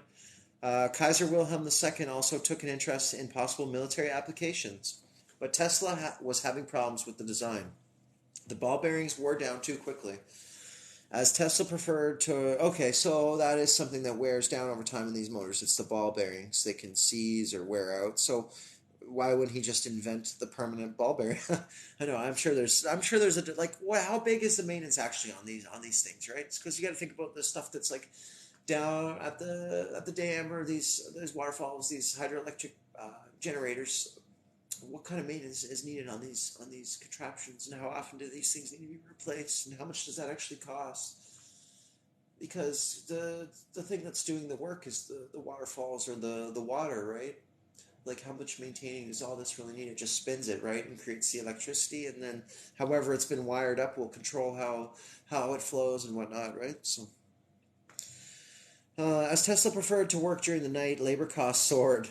Though he did not take a salary himself, in just a few months he found that he had laid out $18,000 and asked Hammond for another $10,000 to keep going. But Hammond and Lowenstein were busy installing wireless equipment on naval vessels and competing with DeForest for $50,000 amplifier deal with AT&T. So Hammond's main interest now was perfecting wireless, and he ignored Tesla's request. By then it was clear that it would take a great deal more than $10,000 to perfect the turbine. This effectively ended their partnership. Hammond spent the money he saved developing remote control, spending around $750,000 on crewless ships, aircraft, and submarines. He was eventually compensated by the War Department and did separate deal with the Radio Corporation of America, later RCA. Shortly after Tesla's wireless patents had run out, yet again the inventor had failed to profit from his inventions. However, they had made Hammond a millionaire in his own right. He used the money to build a faux medieval castle less than a mile from his parents' house. It boasted a nude statue of the famous inventor. Where are we? Oh, that's cool. Okay. I'm just trying to see how many chapters or how far along we are in the. Yeah, I'm probably going to just read this next little section. We'll see how I feel. Maybe take a break. Maybe carry on. We'll see how it goes. All right. So the next title is It Electrified? Tesla was never idle for long. An experiment with his Tesla coils in Sweden had demonstrated that children in an electrified environment grew more quickly and scored higher in aptitude tests. So Tesla went to work for the superintendent of New York's public schools, installing Tesla coils in the walls of a school for a pilot study. The guinea pigs were 50 backward pupils, and it was said that the brains of the children receive artificial stimulation to such an extent that they will be transformed from dunces into star pupils. Oh, goodness. I can only see where this is going to end up. For Tesla, there would be limitless applications, the New York Times reported. According to the inventor, this experiment in schools will merely be an opening wedge. A suggestion to the people that by the use of high potential electricity, they may do away with the use of bromides, phosphates, pepsin tablets, and all kinds of drugs taken for disorders of the nervous and digestive system. If his dream comes true, 10 years from now, people will inquire when renting an apartment or a house, is it electrified? Everyone will have at least one room in his house furnished with a coil generating high frequency currents. Huh. At least one room is furnished with a coil generating high frequency currents. So you would have had to have had a coil in your house to generate it? Hmm. By that time, the appliance will be inexpensive, so that at a moderate cost, people will be able to obtain superb health and mental brilliancy. Ordinary conversation will, but that would compete with the medical industry. So of course they wouldn't want that happening. So ordinary conversation will then be carried on in scintillating epigrams, and the mental life of the average adult will be so quickened as to equal the brain activity of the most brilliant people living before the time when a generator of high frequency currents was a household essential. That maybe that's why he liked handling electricity so much. Maybe it just made him a little smarter, or it opened some portals in his mind of or access to information or whatever the case may be. Be interesting. So everyone wants to be Tesla. Does everyone want to be Tesla? I don't know. I wouldn't want to have people constantly ripping me off and stealing all my ideas and being ridiculed or being a gambling addict or any of the problems that he went through. So I can't say that I would, and everything else that comes with it. Very possible, he was receiving downloads. That's definitely potential. So Tesla told everyone wants to be Tesla. Tesla also told the newspaper that one of his assistants had been exceedingly stupid, but after a time working around high voltage equipment, the man grew brighter and worked better. Asked about any harmful side effects, Tesla said the rays of light issuing from ordinary household incandescent lamps. Please, guys, don't start experimenting at home. At least do what they did. Experiment on your pets first. Okay? No, I'm just kidding. Don't do any of that. The man grew brighter and worked better. Asked about any harmful side effects, Tesla said that the rays of light issuing from ordinary household incandescent lamps were more harmful than those from a high voltage coil. He also maintained that the increased prevalence of baldness was due to the effect on the scalp of rays from incandescent bulbs. But the electromagnetic radiation from his coils was he insisted perfectly safe. I wonder if it did the opposite. Would it actually uh, give you more hair, maybe? Constant legal battles. You lost internet and TikTok? That sucks. So, constant legal battles. When the Titanic sank, Marconi was credited with saving the lives of the 710 survivors, as it was his equipment that had summoned the rescue ships. This was galling for Tesla and other pioneers, considering Marconi just used all their stuff and worked off of that. He didn't actually create the basis of all of it, which these guys apparently did. Um, so calling for my Tesla and other pioneers. So Tesla began suing Marconi for patent infringement in Britain. Tesla had already let a vital patent lapse. However, Sir Oliver Lodge, the inventor of the coherer, won a suit against Marconi. In France, Tesla succeeded in challenging two of Marconi's patents. Tesla was sued himself, first by an investor who failed to reap the riches he was promised, then by Westinghouse over equipment they had lent him. Tesla argued that he was not personally liable for this, but agreed to return the equipment. Though his losses were small, he was deeply in debt, and the bad publicity damaged his reputation. It seemed he was now fair game. Miss Tierston wanted to shoot him for throwing electricity at her. She was confined to an asylum. While the Telefunken in Germany infringed Tesla's patents, it was too important to sue. But when the company came to America to set up transatlantic stations at Tuckerton, New Jersey, and Sayville, New York, its founder, Adolf Sleby, sought out Tesla in the hope that they could present a united front to Marconi. However, in 1914, Tesla was approached by the American Marconi Company, but they only offered stock. Tesla needed cash. He needed that money. He appealed to Jack Morgan for help, saying the U.S. government had already installed $10 million worth of his equipment, and he was expecting to receive compensation. Meanwhile, Telefunken was suing Marconi, who in turn was suing Lowenstein and the U.S. Navy. However, as the wireless equipment Hammond supplied the War Department was being used as test-guided missiles, it was classified, so Hammond was immune from litigation. World War One. Oh, sorry. Let me just read your comments here, guys. If you knew the names. Yeah, I wonder about that sometimes too. I am curious what it means. I understand some of his other comments about, everything. You look at everything in terms of, frequency, vibration and energy or whatever the quote is. I don't remember it exactly. That's making more and more sense as time goes on, and a lot of the other stuff. But the 369, I'm having a hard time with. But I'm sure someone smarter than me or more well versed in this or other people. I'm sure people have figured it out, but or maybe they haven't. I don't know. It could. It depends on the person. We're all almost experiencing different universes while being in the same one. It's like what it means to you it might mean something completely different to me, and so it's all about perception sometimes. So it's interesting. Hmm. Where was I? Although one tenth of the population. Wait, sorry.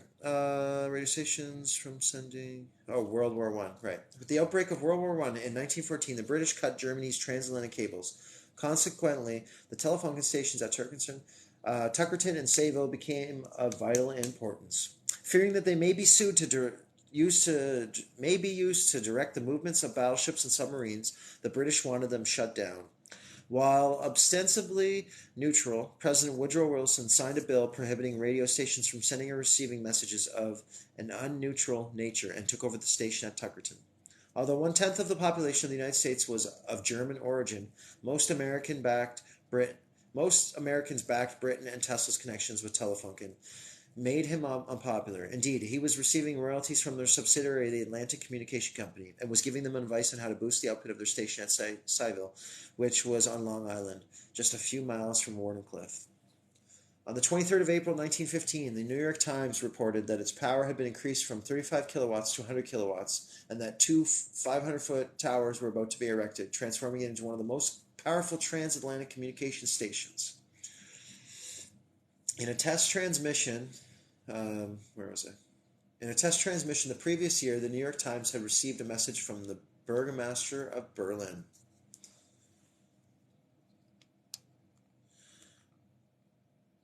Energy for the smallest part of the frequencies. Yeah, electrician.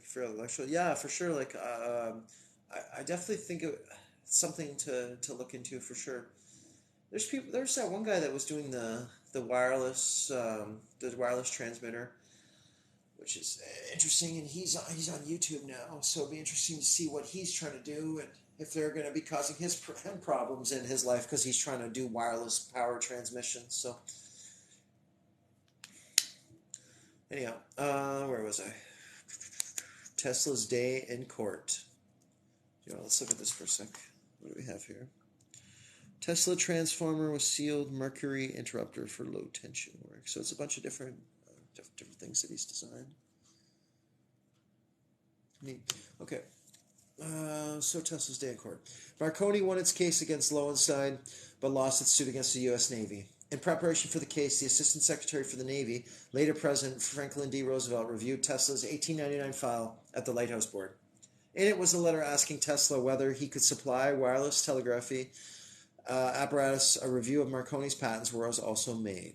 In 1900, the Commissioner of Patents, John Seymour, who had already upheld Tesla's patents against Michael Pupin's claims that he had invented the AC system and had rejected Marconi's first application because of the prior claims of Tesla, Lodge, and Ferdinand Braun, who had shared the Nobel Prize for Physics with Marconi in 1909.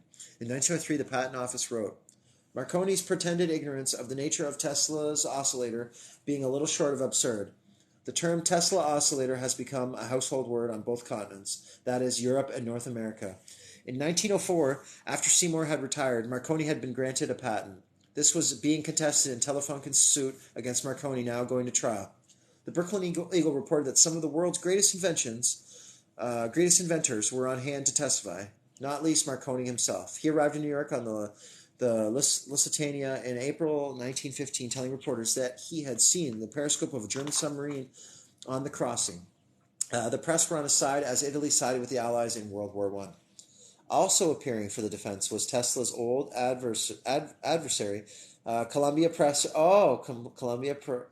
Michael Pupin, who shocked the court by saying, I invented wireless before Marconi or Tesla. And it was, wow. But he comes out of the woodwork. He's like, actually, none of these guys. It was me. Clearly, it was me. That's hilarious. Okay, these people. Unreservedly to those who followed. Well, A local newspaper reported that Tesla was so shocked that watching, imagine his probably just jaw dropped when he's like, what? You were the one that told me I couldn't even do it, that it wasn't even possible. Now you're saying that you invented it? Imagine. Fucking asshole. Okay, so yeah, Tesla's jaw dropped. So yeah, watching his fellow Serb, so shocked that watching his fellow Serb upon the stand, Tesla's jaw dropped so hard it almost cracked upon the floor. Pupin or whatever his name is, Puppin, I don't know how to pronounce that correctly, it doesn't matter. It was the professor, had already made it clear where he stood. In the press he said of Marconi, his genius gave the idea of the world and he taught the world how to build the telegraphic practice upon the basis of this idea. In my opinion, the first claim for wireless telegraphy belonged to Mr. Marconi absolutely and to nobody else. Wow. Okay, so Tesla, the Trailblazer. I think for today, guys, yeah. So we have a couple more pages to do. We're getting through this book pretty good. I don't know if I'm going to read all right now, but I would like to take a break. And there's someone on here that I'd like to chat with as well. So what we'll do is we'll read these last few sections, and then I'm gonna invite whoever wants to come on. We'll have some discussions. We'll talk about Tesla, and obviously that's going to segue into other discussions of what we're here to talk about. And it's not just him. Alternative energy, that sort of stuff. Mud flood architecture, Tartaria, whatever you want to discuss. We can go down that road. The things that I'm obsessed with, and I know a few other people are. We'll get there. Okay, so Tesla, the Trailblazer. The professor could only assert that Marconi was the inventor. Tesla came armed with lectures, articles, and patents. Yeah, I appreciate people listening because honestly, I wasn't sure. Like I wasn't sure if people would be interested. And like I said, and I've been saying repeatedly throughout these, is that whatever you've missed, um, you can go back and watch or listen. I mean, obviously, it's better to listen. I think maybe I'll turn this into a podcast too, like maybe reading books, or if it's something interesting, I'll read it and then discuss it. I don't do enough of this stuff where I'm speaking. I'm really, because like a lot of stuff I show on TikTok, it's basically more or less already information. It's the basis of the information we have. We know that there's like melted architecture. There's these buildings that are a form of technology. There's all these different things, and I'm kind of showcasing that and talking about it, bringing attention to it. But I don't really like discussing too much because most TikTok's mostly for that short form stuff. So then there's like YouTube videos, and I'm thinking about like the podcast sort of thing. And I know quite a few people that I could probably get on to talk about these different things to kind of keep that conversation going. And I don't do enough of this stuff. I just do a lot of short form information, kind of breaking it down into different little points to like different sections of things to discuss, and then all coming together for a larger point. But this is fun too, and it's good to go through this because there's definitely a comical side to it as well, and it's actually been pretty funny reading through these other chapters as well. So yeah, where was I? So while Marconi had only been granted his first U.S. patent in 1904, Tesla had been given a practical demonstration of wireless in St. Louis, Missouri in 1893. He had transmitted a signal from his Houston Street laboratory to West Point before 1897. People who visited his lab saw the equipment. He then compared the Marconi patent to his own, saying, if you take these two contemporaneous diagrams and examine the subsequent developments, you will find that absolutely not a vestige of that apparatus of Marconi remains, and that in all the present system there is nothing but my 4 tuned circuits. Everybody is using them. Following Tesla to the stand was John Stone. What? Is that a misspelling or is that his name? Okay, who could himself claim to be the inventor of the radio? He filed a crucial patent on tuning 2 years before Marconi, and he acknowledged that it was Tesla, not Marconi, who was a trailblazer. Due to the First World War, the legal battle was abandoned before the case was decided. Fearing a German attack, Marconi did not return to Europe on that ship's name I can't pronounce. Instead, under a false name and in heavy disguise, he set sail on the St. Paul. On the 7th of May, 1915, not going to say it, was sunk as a ship's name that I don't even know how to pronounce correctly. I'm sure you can see it. See the rate. Lusitania. I don't know. I just don't want to butcher it as much. You guys aren't going to know what I'm talking about anyway. So, was sunk by a German submarine with a loss of 1,134 lives, including 128 U.S. citizens. America was outraged.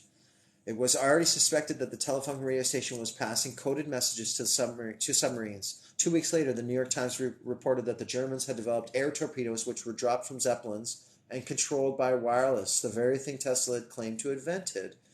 Weird. So they were dropping bombs from airships and whatnot? When the U.S. dirigibles. When the U.S. joined World War I in 1917, the former head of Tuckerton Station was arrested for spying, and the Sayville Station was taken over by the government. Tesla's monthly royalty checks from telephone stopped. Edison, Fessenden, Pupin, Thomas, and others got jobs advisors to the government, but Tesla, possibly because of the connections with Telefunken, was left out. This picture is from his Houston Street laboratory in 1899.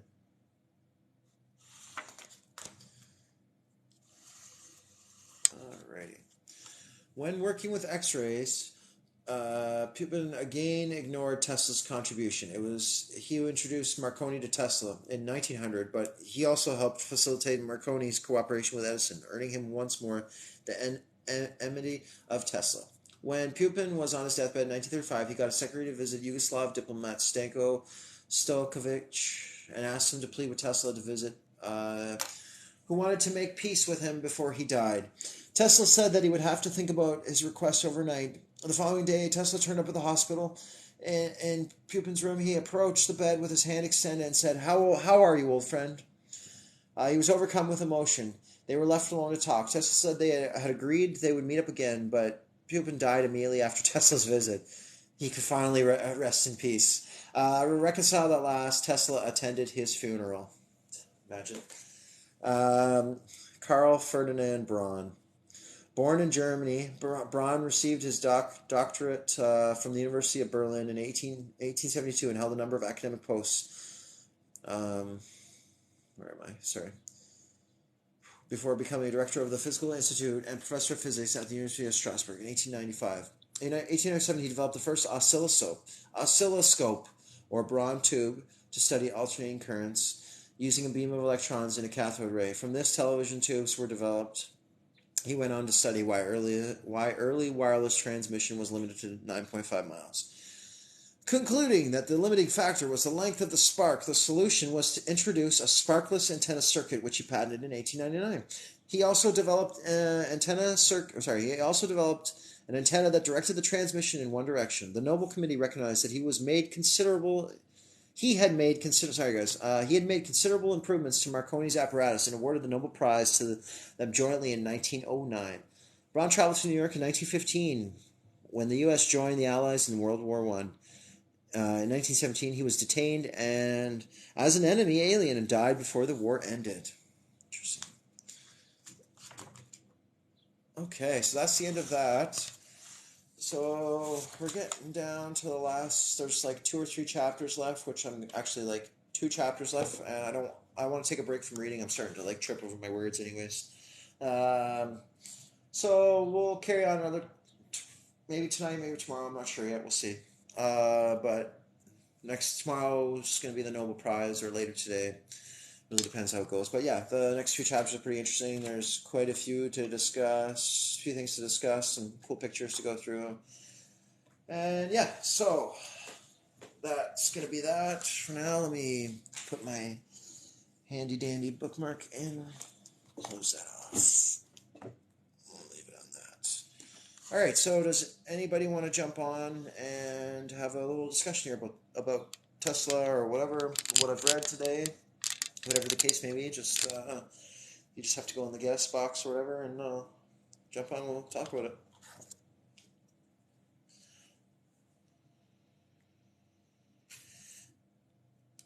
Well, looks like there's only one person that actually can jump on.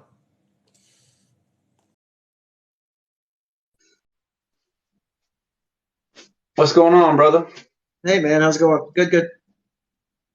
It is going. It is going. Just enjoying this Saturday more afternoon so far. Pretty well. How have you been, freak? Oh, good man. I'm just getting prepared for my next adventure, and like I said, I've been trying to read this book, and it's cool because it sparked some new thoughts and reinforced some old ones, and it's fun to learn because like he lived a spicy life, and it's fun to talk about because he's not just like there's so many different perspectives you can look at him and what he did and what he was capable of and who he really was. Because like a part of me questions like what his real involvement is, and you got to look at it from both sides of the coin. Was he really this great inventor that they suppressed, or was that just a story that they want us to think?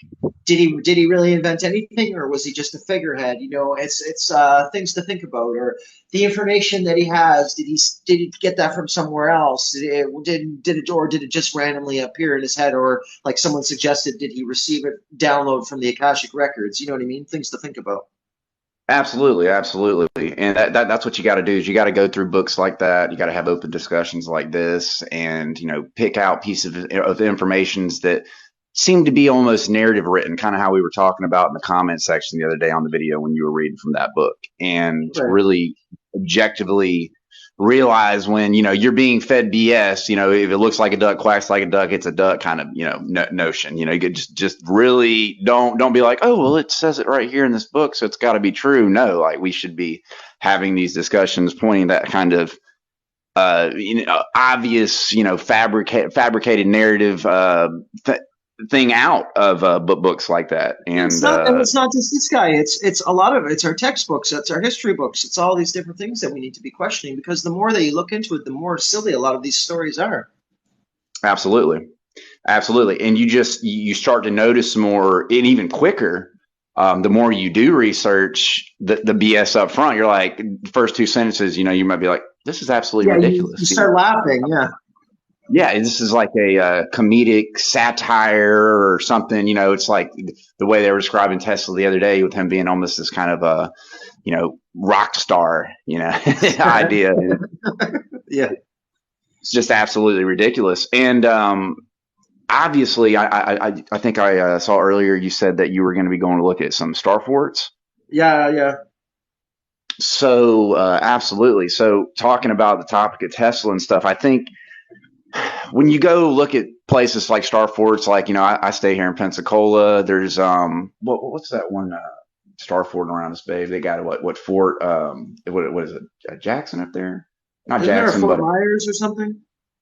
yeah, Fort Pickens. Fort Pickens. Yeah, it's like right up the road from us. And then what other fort is it? We got Fort Morgan, Fort Pickens, That's right. Fort Rankin. Fort Morgan, yeah, there's just like all these star forts around us. And I'm just seeing evidence based on even just those star forts in general that this free energy that we're seeing, and reading in books like what you've seen with Tesla has been there far longer than what we know is Tesla's timeline.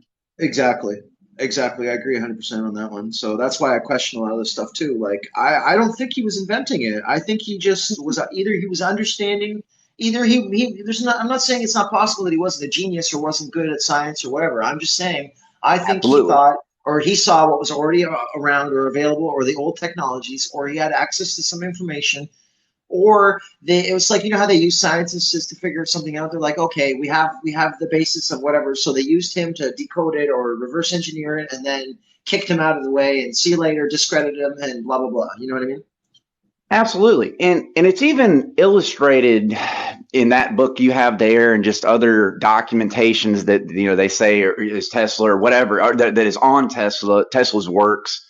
And like I said in the comments, I am an electrician, so we can fundamentally break down those types of concepts for the Tesla coil and other alleged Well, yeah, inventions. exactly. Yeah, For exactly, man. the Because I'm trying to understand. Sorry, just let me say one more thing.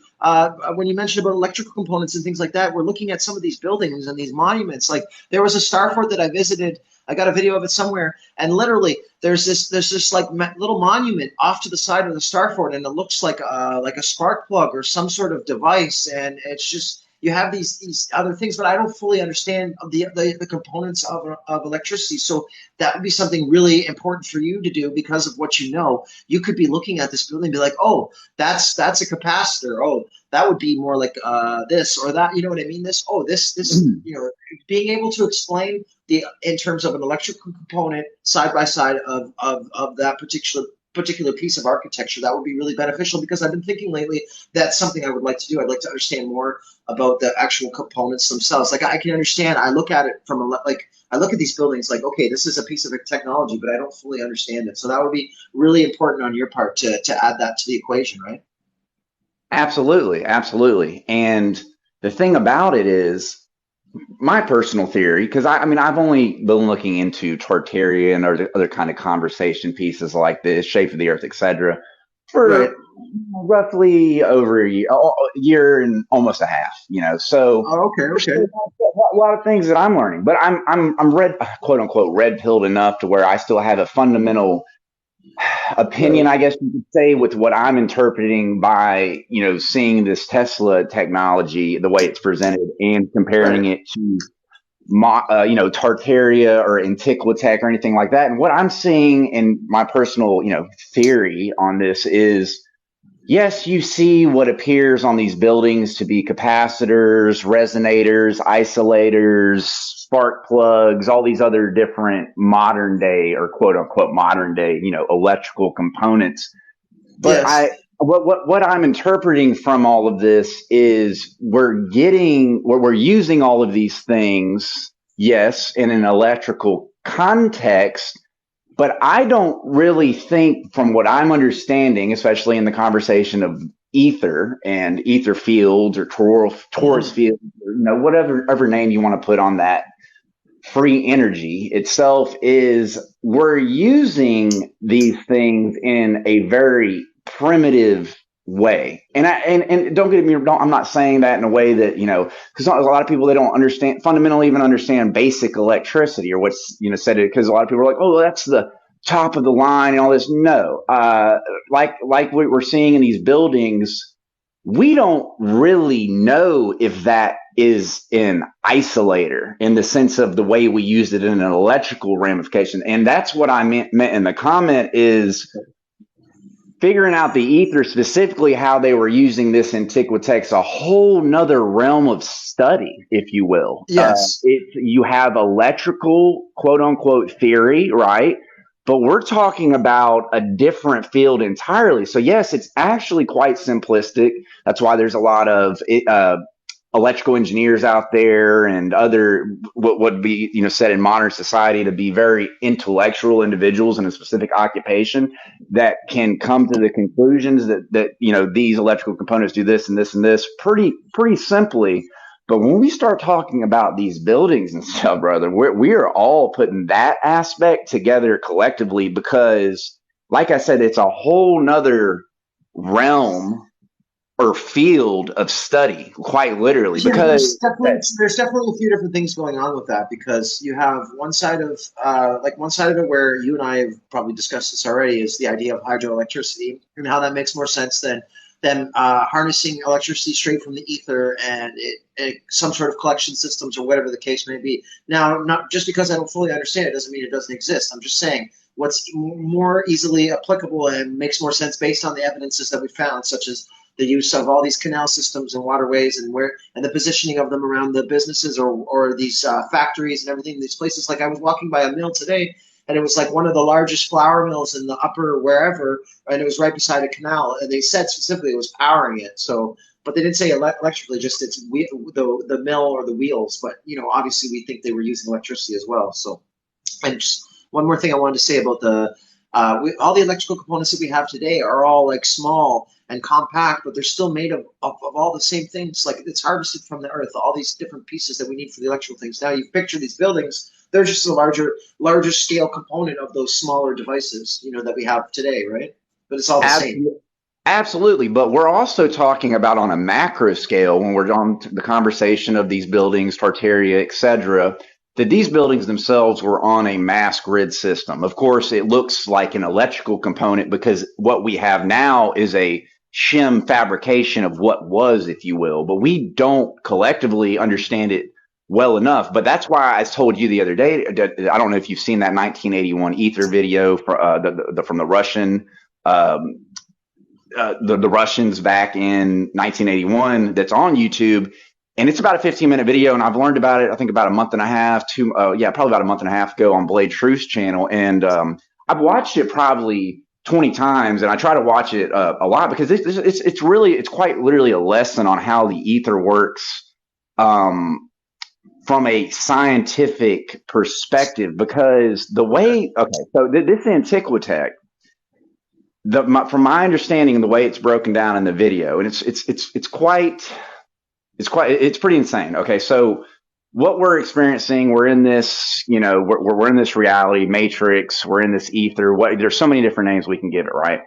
This goes back into the other day. I was saying how reality is presented to us from an atomical perspective, Big Bang, etc. But that's completely off from more so how we're more frequency, vibrational, fractal, if you will, when you start getting to the micro level of how this reality works. And what they have discovered in that video is, and this is back in the 80s, is Right. when they looked deep enough into the microcosm level, the matrix of how everything is made up, they started to see all of the quote unquote religious symbols literally tying this fabric of reality together. So the crescent moon, the Star of David, the Ezekiel wheels, the cross, all types of different crosses, not just the Christian cross, the swastika, all of these symbols Yeah, that and they we've perverted a lot of the symbols too, right? it, you said what previously? I Go said ahead. they perverted a lot of those symbols as well, right? Yes, and they've put them on a lot in all of these religions in a way that you're not seeing the true nature of what that quote unquote symbol is. That is what is quite literally creating the fabric of the reality around us. So with this Tartarian Antiquitech technology, when you see those crosses on the tops of these spires and you see the little ball below it, I theorized what's inside that ball. Of course, I think it could potentially be red mercury, regular mercury, all kinds of different theories about how it works specifically. But I do understand from a fundamental level in that video, when those resonators are on the tops of those buildings, and Blade's broken this down pretty well, that resonator, when you see like a cross and it has all the intricate designs within it, it's manifesting itself outward from the inner part of that symbol and moving outward. And that's where it is actually harnessing that ether, and the building itself, if you will, would literally harness this energy. Now, the interesting thing about this is... Well, sorry, can I interrupt for 1 second? Just the shape of the building as well, because I remember back before, the biggest thing about these buildings and why there's all the symmetry is just the way for the power to pass through it, right? And the way everything is designed in a certain way. So if it wasn't all symmetrical, it wouldn't work properly, as from what I gather.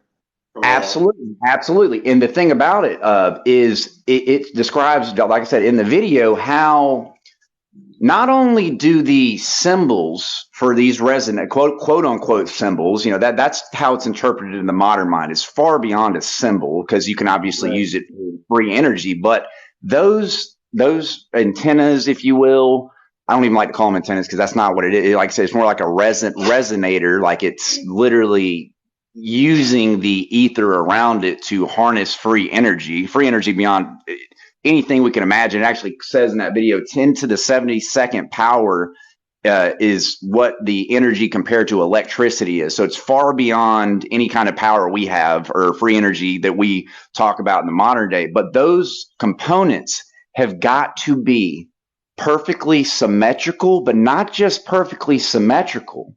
The metals that are used for those resonators have got to be 100% pure to the most perfect level. If one imperfection or inconsistency in that structure resonator is off, it will not operate correctly. And it describes it very, very well in the video about that right there. It has got to be perfect. And they tell us that, in the modern day, we can't, or certain metals don't have, there's no such thing as a perfect metal. They tell us that. But the thing is, the elites, the controllers. Perfect or pure? Which do you mean? Like, it doesn't like, okay, if I had iron, it wouldn't have any other metals in it other than iron. You get what it's pure iron. Okay. Yeah. Okay. Right on. Yeah. So if it has any imperfections in it or any other metals in it, it won't work properly. And they tell us that stuff doesn't exist. That's a lie. First of all, they do exist. The public isn't allowed to come into possession of those metals easily, if you will. most definitely. Right. But it's easy to replicate in theory if you have the perfect metal and the way to construct those resonators in a perfect symmetry fashion. I mean, look at Turkmenistan, for example. It's it's in the Middle East right now. I know you're familiar with it, and Yep, they yep, have this definitely. technology still. They use it, but we're not allowed to, obviously. Yeah, that city is very interesting to look at, and apparently it's all built out of marble, right? So they say. But like So they it say. all looks like technology when you look at it. And it's funny because after I saw that place, I started noticing some similar pieces of architecture in other parts of the world. You know, a place that really trips me out is in North Korea, I believe. Is it North Korea or South Korea? Fuck, now I can't remember. It's that big, huge hotel. I don't remember the name of it, but when you're looking at the pictures of when it was being built, like you can see the concrete, and you can see that it's not fresh. Like I've seen enough concrete, fresh and old, destroying it or making new, and you can see it's like worn down and it's in rough repair. It looks, and it's like that big triangle kind of pyramid building. It looks like this ancient structure, and what they did is they like refacaded it and reused it and built up the inside. But you know, when you're looking at it, I think I might have made a video of it at one point in time. But yeah, you're looking at it, and you're like, what the hell? You know, like it doesn't really fit in. You know, with especially with the surrounding area, it just looks like this huge like megalithic like stone thing. It just doesn't fit in, and it's just really strange to me. I'm not sure if you know what I'm referring to, but It just seems off. It doesn't. It seems out of place. yeah, I mean, you can tell when something is worn down, right? Especially when you can get a closer look. But I mean, nothing is as good as going in person. And actually, I was flipping through today, and one of your videos showed up, and it was you. You're in Pensacola. I don't know if you live there or you were visiting there, but you were looking at a Freemason church and Yes. whatnot. So, and you always notice more details in person that you would ever see on looking at Google Earth or from your computer screen. It's a whole different world when you go out into the world, and that's part of why I started doing this too, right? I wanted to get out and see things, and I'm sure, and I'm curious. I'm going to let you speak here in a second, just to go through all the things that you might have noticed or new ideas that have come about since noticing monuments or some of these pieces of architecture per se. So I am curious, and I'd like to hear what your experiences have been, and kind of tell me a little bit of like when you started like actually searching around, like going out into the world and looking at these buildings, and some of your experiences so far, please and thank you. Absolutely, absolutely. Like I said, I've been Shape of the Earth, Ether, Tartaria. I've been on this for about a year and a half now. I've always been what is said to be a truth seeker for the past 12, 13 years, since I was Right, about 17 or 18 is when I first started to look into the esoteric, the right. occult, if you would, the Illuminati. That's where it started. Religion, the bankers, all those typical stuff, 9/11, all that kind of stuff. How old are you? I'm 30. You're 30. Okay, right up, right up. So yeah, I've always had a fascination with old buildings. And the thing about it, I haven't looked at them from the mindset like I've been in now, but for about a year and a half. But I can tell you from experience of looking downtown Pensacola and from visiting places in the past, I was looking at things that were gemstones in front of my face, but I wasn't looking at it in the correct context. Like, for instance, when I went to Portugal back in 2016, when I was still in the U.S. Navy, when I was walking through those cobblestone streets, I'm thinking, oh, this is old, blah, blah, blah. But now I'm looking back in retrospect and really it's blowing my mind to really think about it, especially in the context of walking downtown Pensacola. The Right. Phoenician overtones, we call it Tartaria, but it's a Phoenician design, which is, they were said to be the first seafarers. I have a video talking about them. Okay. And also, I've heard Flat Earth British and other people in the truther community talk about the Phoenician overtones. And I've seen this in several different countries throughout the world in person, and it's all the same. And I'm not saying Okay. all the Can same. I interrupt you for 1 second? For anybody that doesn't know who the Phoenicians are, can you fill them in? Absolutely. So the Phoenicians were known to be the first seafarers in the old world, in antiquity, if you would. And from my understanding is they in the mainstream, they're pushed as, they potentially could have been, because there's several different theories on them, but I'll name Right. off a couple. A couple of the theories is they came after the Atlanteans, is one of the theories. And then, obviously another theory is that they were actually like a dreamlike culture. That's why you're seeing a lot of architecture. It has like a dreamlike quality, and they were communicating through occult practices and symbols, etc. And then, of course, you have the mainstream version with just the regular wooden ships, and how Right. they would have been looked at just like regular Greek citizens, or any kind of uh, mainstream movie like Troy or And how 300. long ago exactly are they saying they existed? Like the mainstream narrative, what year or how many years ago? Like 1,000, 2,000 years ago or more? What's the I want mainstream narrative on them? I want to say the mainstream narrative is roughly 2000. I'm gonna actually open up my laptop. I want to see what the mainstream Yeah, narrative is. I don't have a computer in front of me right now, so I can't really bring up stuff that I'm not sure about. No, it's fine. I have mine right here. I'm about to bring it up right now. But yeah, I'll keep on talking about my experiences with looking at architecture. So the Interesting. architecture, from what I've seen, like in downtown Pensacola, is absolutely just drenched in Masonic overtone. And it's not just, the Tartarian aspect. This goes back into me coming to the conclusion that Masons build their things over past structures, because these churches downtown, of course, they have the date, whatever date it may be, said that it was founded. And then, of course, you Yes. have like literally a Masonic stamp of approval on it over the top of it. Right. So, like that one church in the most recent video I dropped, it has the Masonic symbol Yeah, up in its they drop their window. little cornerstone in and call it a day, kind of thing. Or, well, remember I was telling the other day, I call it the Great Freemason Coding and Cover Up. How they went around just kind of slapping on a new code and doing a little bit of stonework here and there and acting like they built the whole thing, right? Absolutely, absolutely. And that's when I really started to come to the conclusion with, okay, so what they do is they'll come to these locations literally across the world, and they will put their masonry, quote unquote, over the top of it, and they put their stamp, and then create the narrative or his story, if you would, of its That's original right. established Exactly. date. Exactly. You're not getting an That's what I accurate mean. date. Yeah, man, you got it. I'm glad you found that because, and the thing is, I remember I was watching a video a while back and it just clicked. There was someone showing, it was like an historical video on the building, and there was just a shot of the outside of the Freemason building. I finally clicked. It's Freemasonry. Like they literally mean free buildings. They're the Freemasons. People say, oh, they were the Masons that were freed from slavery or whatever other kind of story that goes along with them. But they literally found these buildings. Like when they say they founded, they literally found it, and that's kind of the point that I've been trying to drive home as well. And I discussed quite a bit, and it's cool to see other people kind of finding that in their own way or their own right. And it's nice to hear. It's nice to hear that you had that experience. So thank you for sharing that as well. Absolutely.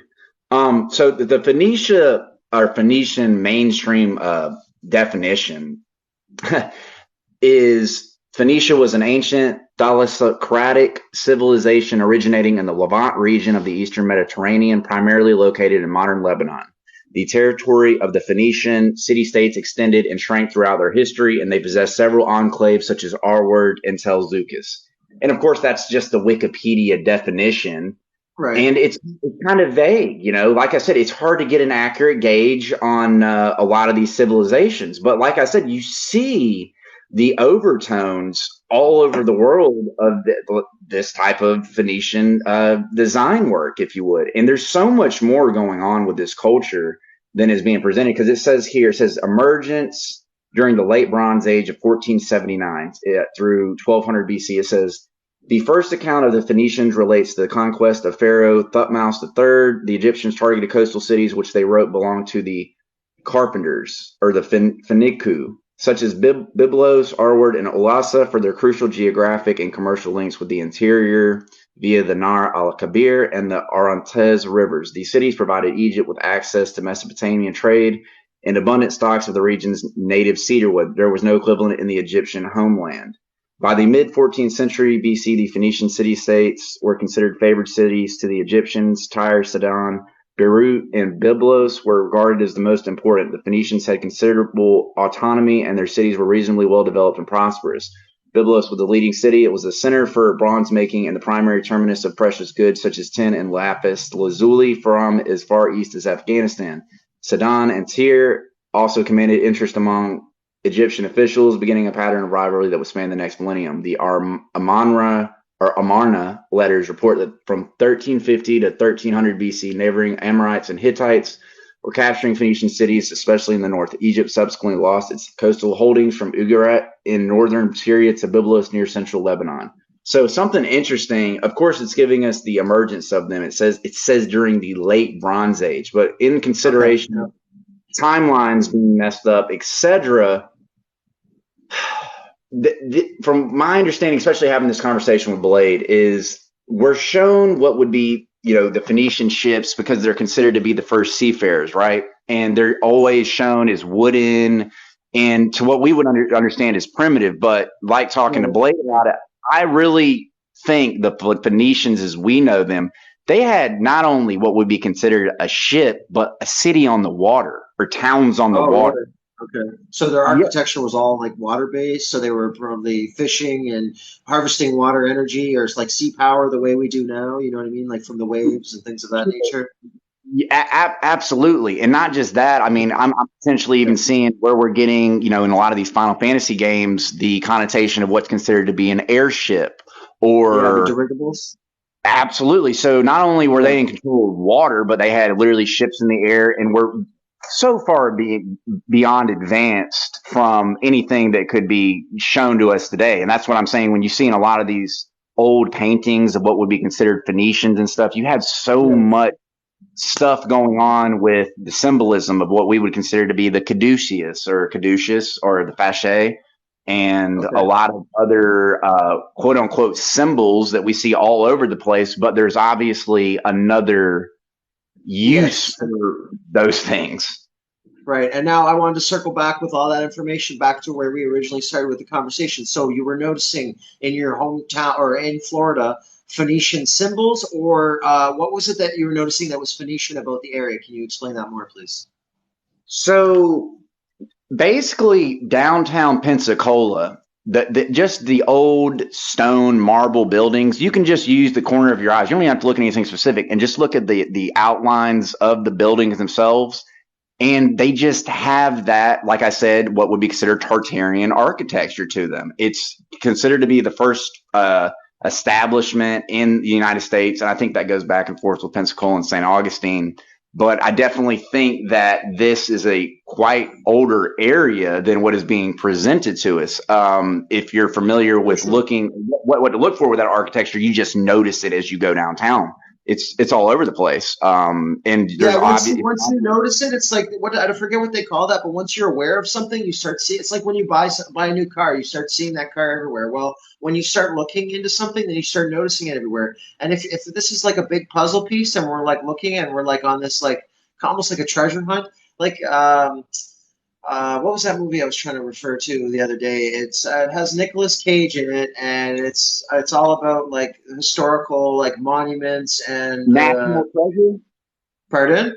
National Treasure. Yes, we're somewhere between National Treasure and like Indiana Jones, and like kind of that. That's the kind of world that I feel like we're in right now, and that's the experience I'm having. So I feel like we get when we're finding these new clues, it's leading us to this next new idea in this new place. And when you go to like certain places that you go to, and it's like, oh, that brings up this whole new idea, and it's like we're going through and we're getting all these, and the monuments mean something, and it's like you go to this next spot, and this reveals this whole new other thing for you, and it's like you have to keep going, and it's like this big like adventure thing that we're on and experiencing, and at least in this reality. I don't know what it is for other people. Obviously, it's going to be different, but do you know what I mean? Because we're aware of this and we have this information, how we perceive the world around us and what we're exposed to is going to be different, right? So it's very interesting when you look at it in terms of that and what's to come forth in the future and what we will find out and the adventures that will be had. You know what I mean? So it's very exciting. To me at least. I don't know about other people, but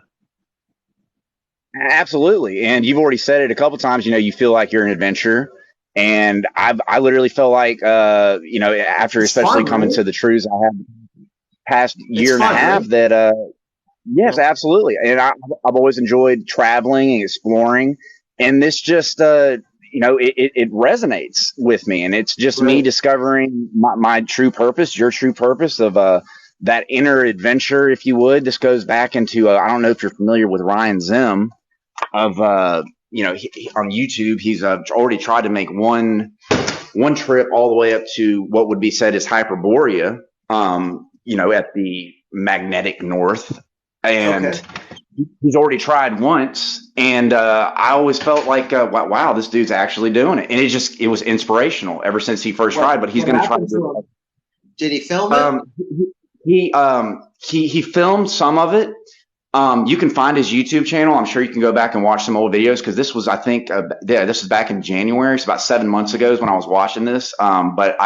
He had a donation page set up. He had it set up in different tier levels of him actually going all the way to Hyperborea. I think he had some issues when he got further north. I think just with climate and having the right equipment, but so he had to come back. But he's going to plan another trip to do it, and it's awesome. It's inspirational to see that kind of stuff, because it just inspires me to check out the things that they say that doesn't exist, or there's not, or oh, you're not allowed to do that. Because what does a kid do when they're told not to do something? Obviously, you want to do it. So it's like, in regards to us being what would be said are truthers, we're going to do what is about, the truth is about, regardless of what somebody says. And when you see other people actually making actions to do it, it just compels you to want to go do those things. Well, that's what already led us to this point, right? So. Absolutely. No, it's cool, man. It's good to have a chat with someone else that's kind of feeling the same way and actively thinking about this particular stuff. And I hope that by us making content, it brings more and more people aware that when they're out and about in their daily lives, they're going to notice that church. Oh, that looks really interesting, and they start thinking about how would that be applied, or what's underneath the ground here. Like I'm always now I've been that way for a while, because someone else opened my eyes to the idea that there's tunnels underneath churches. And even watching Indiana Jones as a kid, you're watching that there's putting that information in your head, like there's this whole like secret world. And then that connects back to all this information that we know now about like there being a possible flood and all these buildings submerged, and underneath there's these catacombs, and on pretty much every city there's stories of tunnels and all these different things. And I've even found out some new things about the place that I'm at right now as I've been here, and it's just interesting to all these different stories that are all coming together. And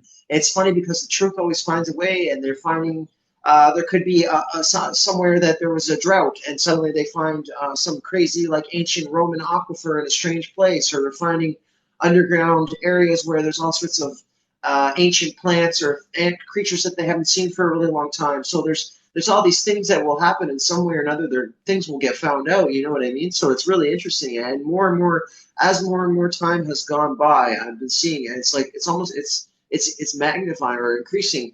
And just all this new information is adding to the proof of what we're talking about and what we're thinking about. So it just adds fuel to that fire, and it's what encourages myself, at least, to keep going. And it's really exciting to see what will happen in the future, and just new information will come up every so often, and you just add that to the whatever, and just keep building on that bigger picture. And like we're all little puzzle pieces, we all have a little bit to add to the bigger picture. We all have our part, right? So it's and then us coming together, and that's the part. I never made content before this, and was never bothering with that. I just talk to people here and there, but I realized how connective this app truly is, and we're able to connect with people all around the world like we never did before. And I think it's truly an opportune time to use the information that we've gathered and our experiences, and to share that, and to help people that might not necessarily be able to have those experiences or have realized that on their own accord. You know what I mean? So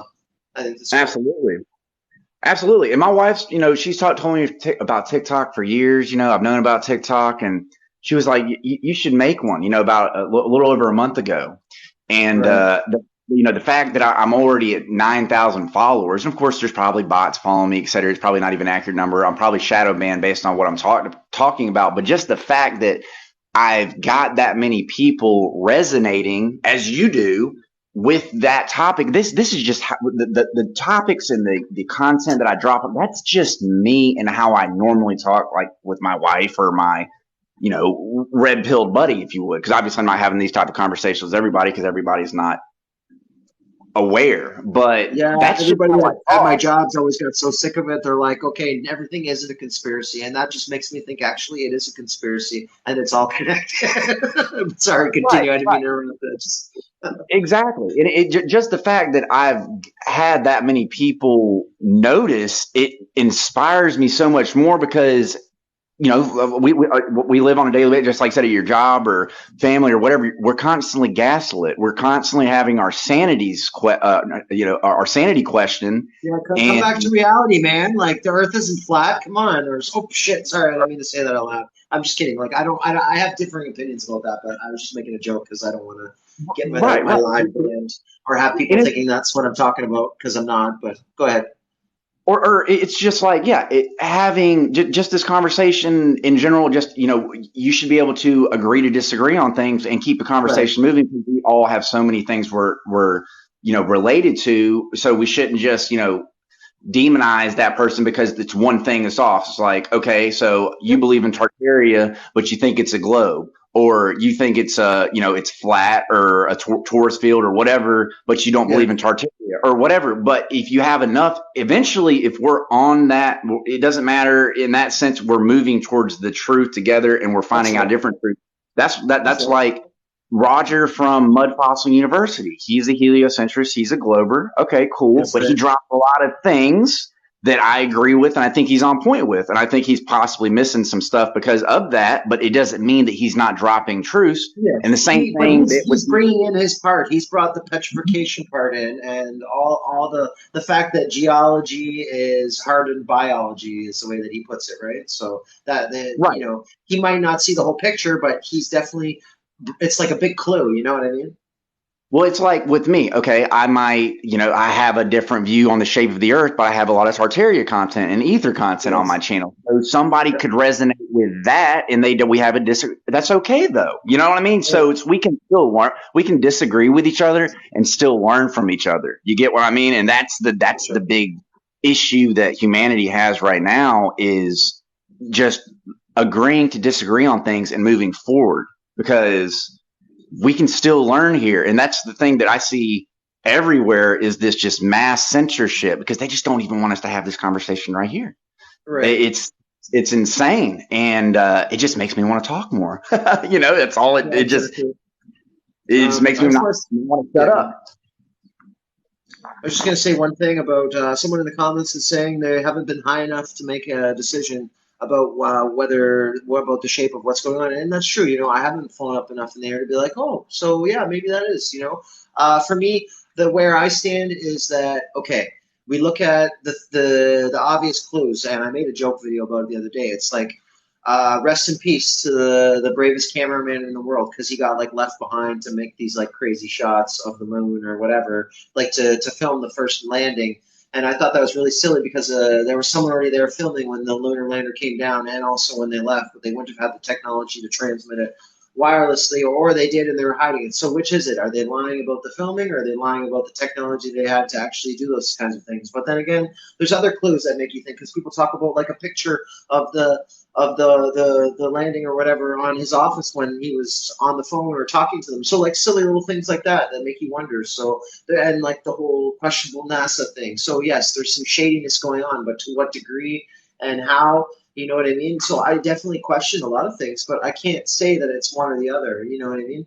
But like the one thing that does resonate with me is the whole like torus field thing. That everything is everything is based off electromagnetism. So it would make sense that that would be the shape. If everything's like a fractal of itself, then that would make sense that that's the actual true shape of what it would be. You know what I mean? If everything is related to that and is that, and it would in whatever direction you go in. Do you know what I mean? You go with it. Exactly. And this is the thing with me is when it comes to the topic of the shape of the earth, okay, most people aren't going to research enough in it to get to a reasonable opinion because they've more than likely just had a globe shoved in front of their face. So most people, regardless, what they feel about that, They Right. aren't going to objectively just be like, okay, well, let's objectively look if it's a globe or it's not a globe. And it took me about 3 months last year of research before I came to my own conclusion, my own opinion. The definition of opinion is just viewpoint. My own viewpoint that it's not. It's either it's not a globe, okay, but if it is a globe, it has to be way bigger than what they're telling us based on the mathematics, the mainstream mathematics. And it's very easy to just leave that right at the fence that the math isn't adding up.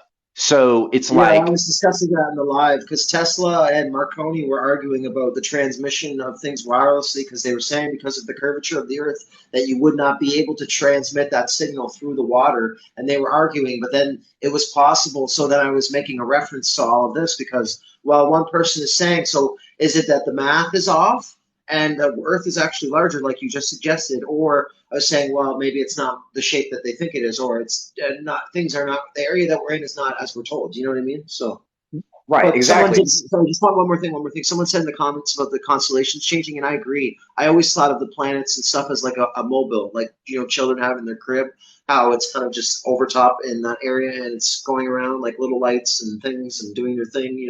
But then there's other people that think those are the sun and moons for other little domed areas like we're in. So there's a lot of it's like this whole like science fiction-y kind of thing. So that's why a lot of people have a hard time with these kinds of things because there's so many different narratives that come off of that and interpretations. So nobody has an exact solid answer on that. So it's a hard thing for people to digest. You know what I mean? But it is a stepping stone for a lot of people into like questioning things. But sorry, yeah, I interrupted you. Go ahead.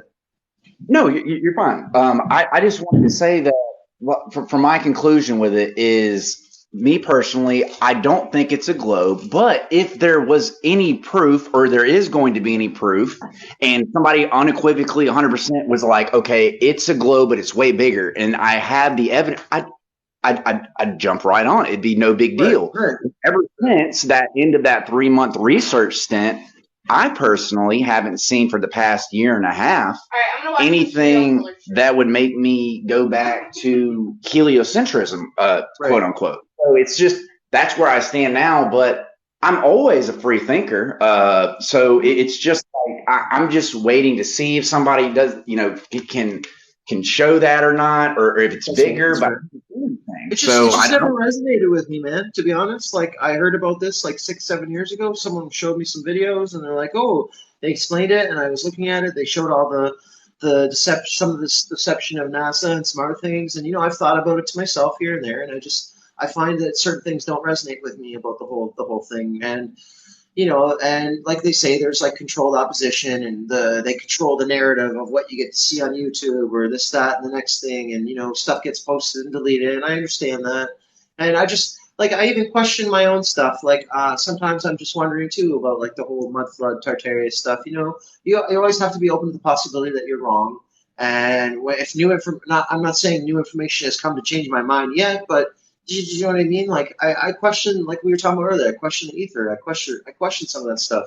Like I said, yes, I'm not saying wireless transmission is impossible with power, and it's obviously possible. We get that, but what was creating that power in the first place? And like I said, I think it's more about water currents, power of water, hydroelectric. Before I will believe that they were just taking electricity from the air and powering their engines. You know what I mean? And I don't want to get back to that discussion. I'm just using that as an example. So. Yeah, that's more or less sort of getting at.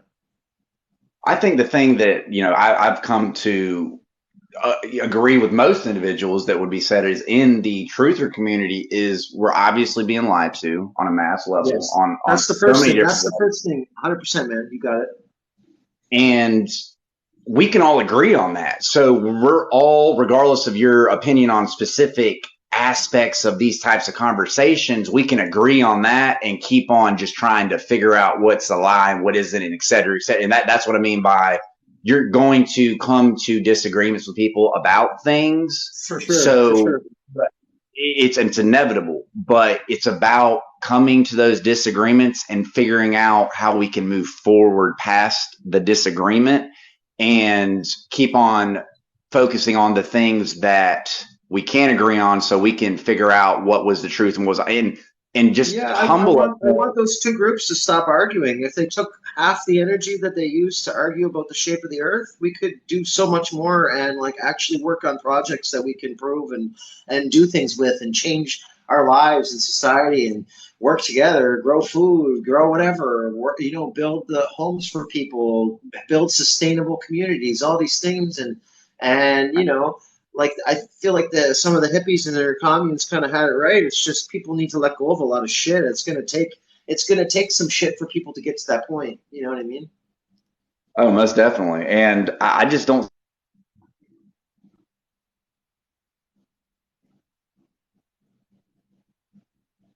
It's it won't ever happen or anything. But I just, from what I'm seeing going on in mainstream society right now, I just see a big push of pushing people not to want to talk or communicate with each other. Right. Yeah, like compartmentalizing everybody. I mean, literally. Absolutely. Keeping us all in little boxes. I mean, we've been under these lockdowns and stuff across the world for the past couple of years, and I think that's all part of it. And I think it's backfired in a way. The controllers never maybe not understood, but never fathomed, because I really think it's just gotten everyone to talk more. It's given us more time. Yeah, more time to think about stuff and to talk to other people and find things that resonate with them that they can learn more about, right? Pursue different things. Yeah, and question ourselves. That's right. Because I question a lot of stuff that I might not be 100% the most knowledgeable on certain subjects, and I've had a couple people that are like, you should get more in depth on certain videos, and I do get more in depth in certain videos. I do a part 1 or part 2. My biggest thing, we're all learning. It's like one step at a time, and it's not that big of a deal, right?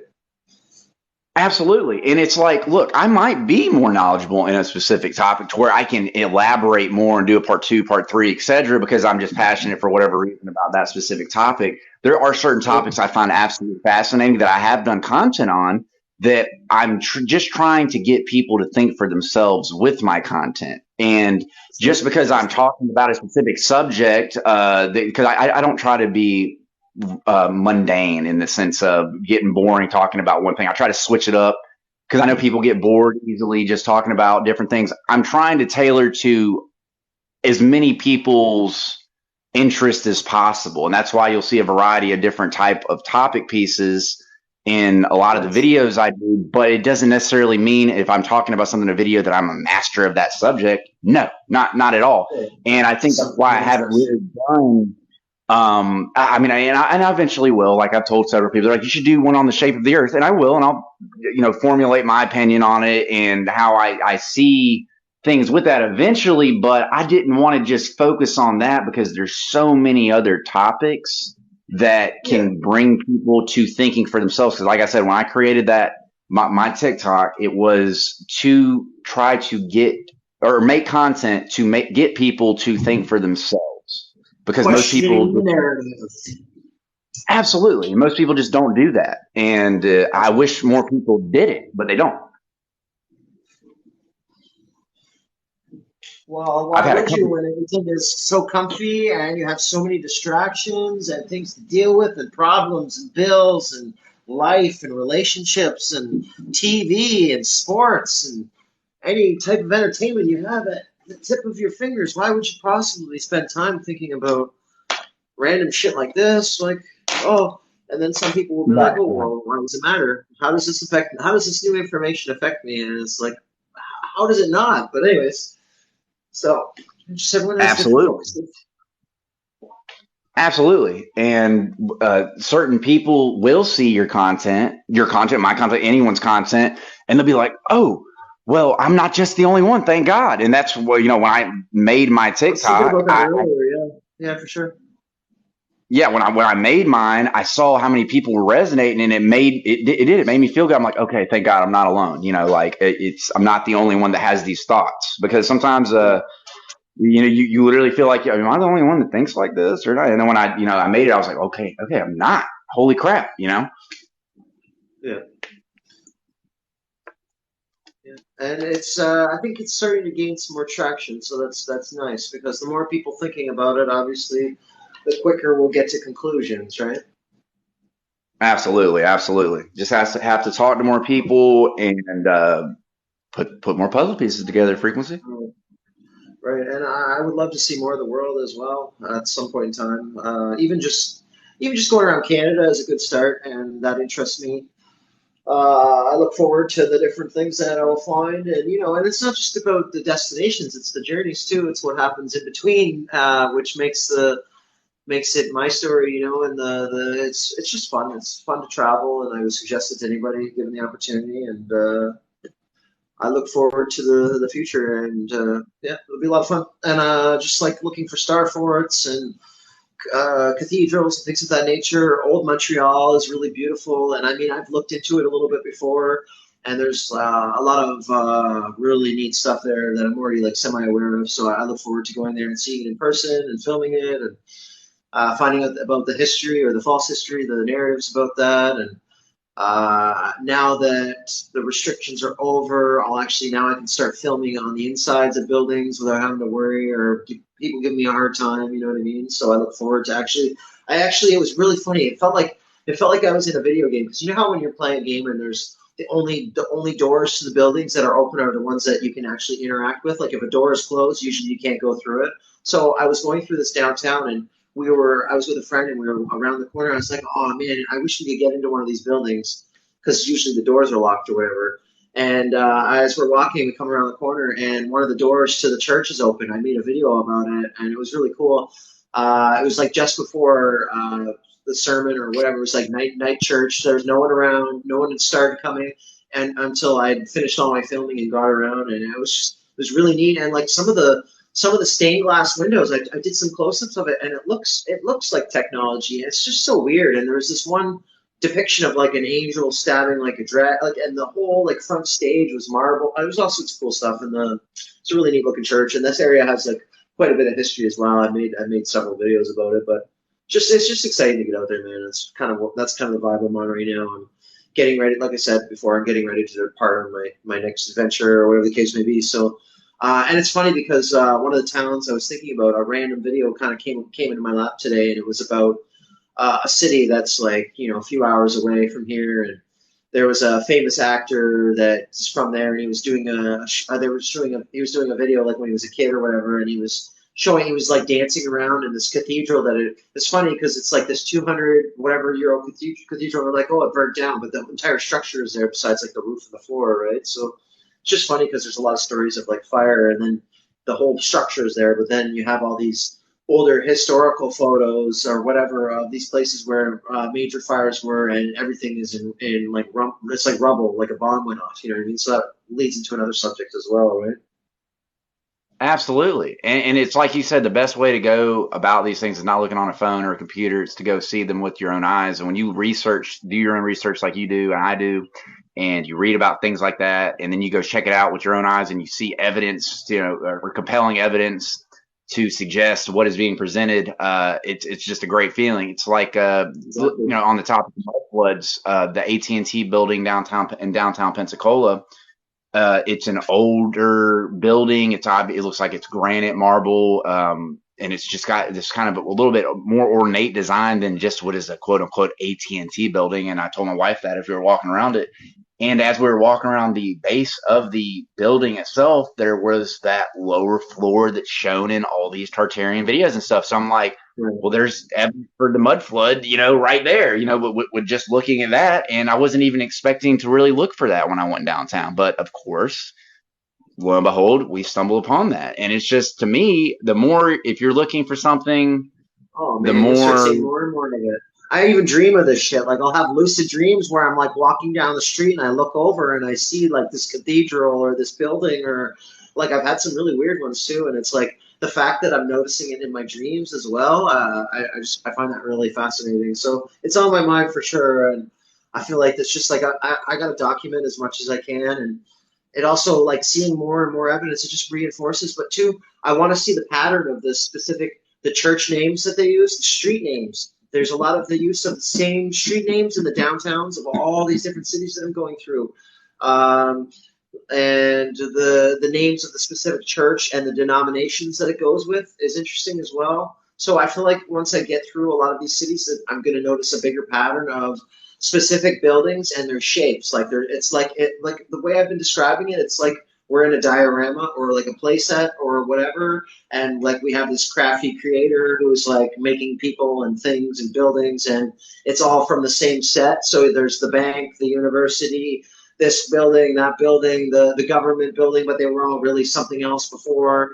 But it's all from the same set. That's why it has the exact same architectural like and designs and looks like whatever to it. And yeah, it's just like a fun way to look at our reality, you know, because like I'm always questioning different things. Like, yeah, I'll think about the even whether we're like a simulation or not. It's just like a fun theory to think about, and then the idea that we're in a terrarium and we're in God's terrarium and He like built everything up for us. Like it's like yeah, terrarium diorama kind of situation. Do you know what I mean? That's kind of how I picture it sometimes because you have all these exact same structures all around the world built looking exactly the same, you know, and the thing is, you have different regions with different types of stone and this, that, and whatever. That it's kind of weird. It doesn't really make sense. You know what I mean? People will say, "Oh, it was the same builders that you have in all these different places," but there's like places, there's countries that have it. There's stuff that have nothing to do with the people that they say we're building some of these or the architects or whoever. It's just really, really fascinating and also really strange. And the more like, you just got to get out there and see more and more of this stuff. And yeah, I like I said, I'm excited, man, and it's good to talk to the person that's on that same wavelength. So, and I think you follow my buddy too, and we he's out in like east United States, like a higher up than you, like closer to Canada. I think he's in like Massachusetts or New Hampshire or somewhere around there. So he's filming a lot out there, and I was like seeing his building. It's really cool. Like he's seeing like a lot of hydroelectric facilities and really old buildings and some cool like canals and waterways, and he's finding his evidence that reinforces the same things that we're discussing today. And but like it's neat to see the buildings, but a lot of it's like in really rough shape.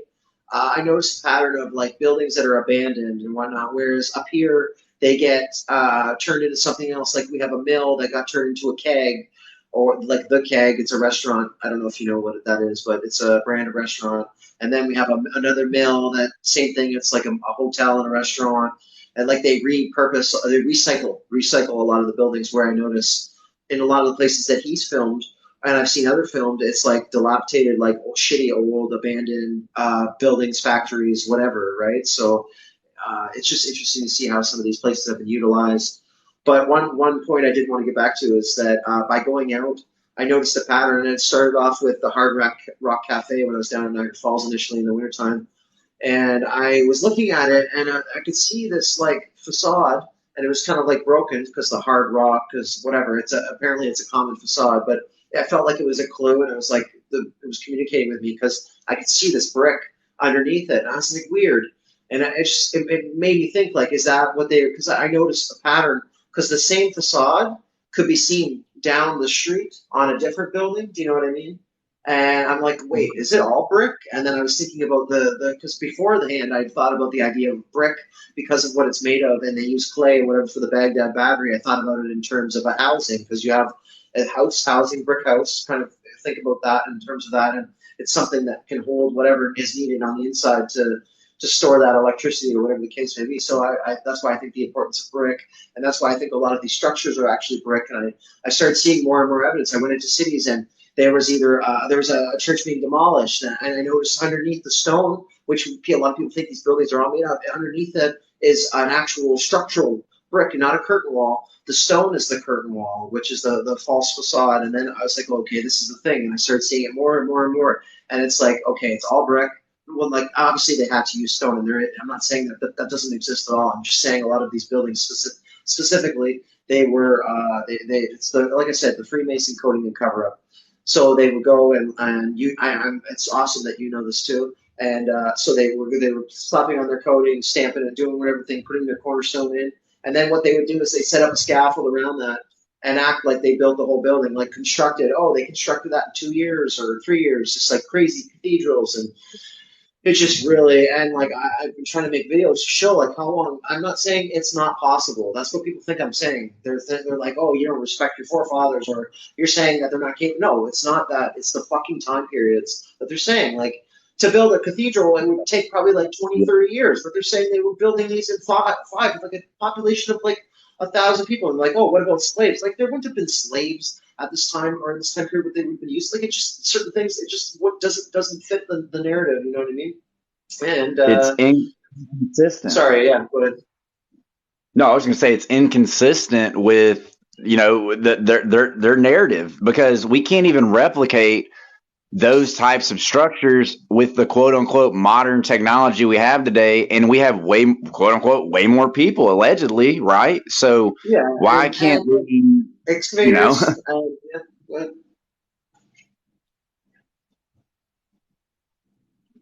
Keep on going, brother.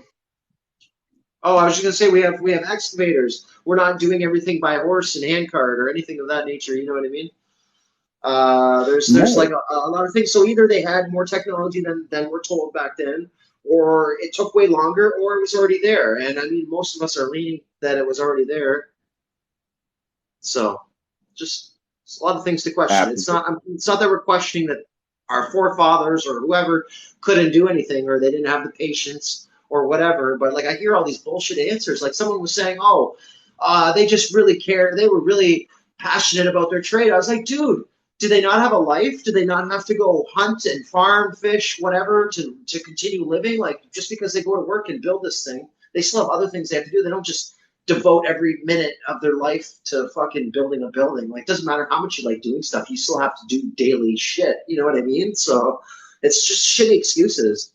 Or, oh, we don't Well, have the yeah, money. You know, there's tons of people that have the fucking money to build this kind of stuff. It's because they can't. there you go. There you go. They can't do it. They can't replicate it. And this gets into, you know, Blade True talking on his channel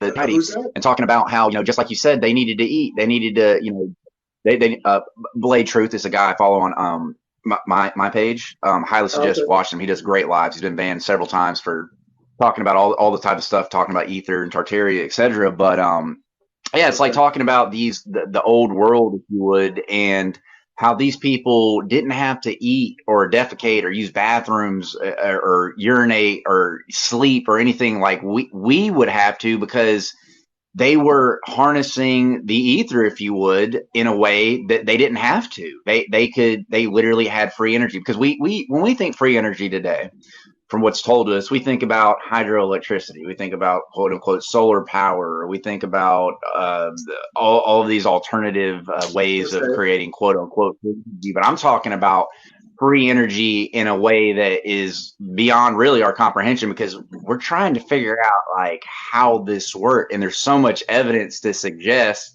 that there was this mass grid system, and That's right. was, you know, how did it melt down, what exactly happened.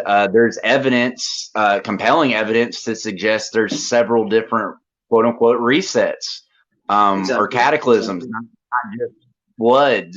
You know, there's floods, meltology, liquefaction, um, Maybe all of we're these part of a different. larger electrical system. Maybe we're in a big computer and we're just on a grid of something, and we can't, obviously we can't perceive it, but everything has a purpose and a function of a larger machine, or maybe it's just a fractal of an AC generator, and that's what he saw. We're just a machine of a machine of a machine, ever like going in or outward. You know what I mean? Yeah, like a component of a machine, and that ties into. And I'm gonna send you the video, brother. When I get off, I'm gonna message you the one, the 1981 Ether one I keep on referencing, because Okay, so yeah, yes, sounds it good. breaks That way it I can down. discuss that with you next time.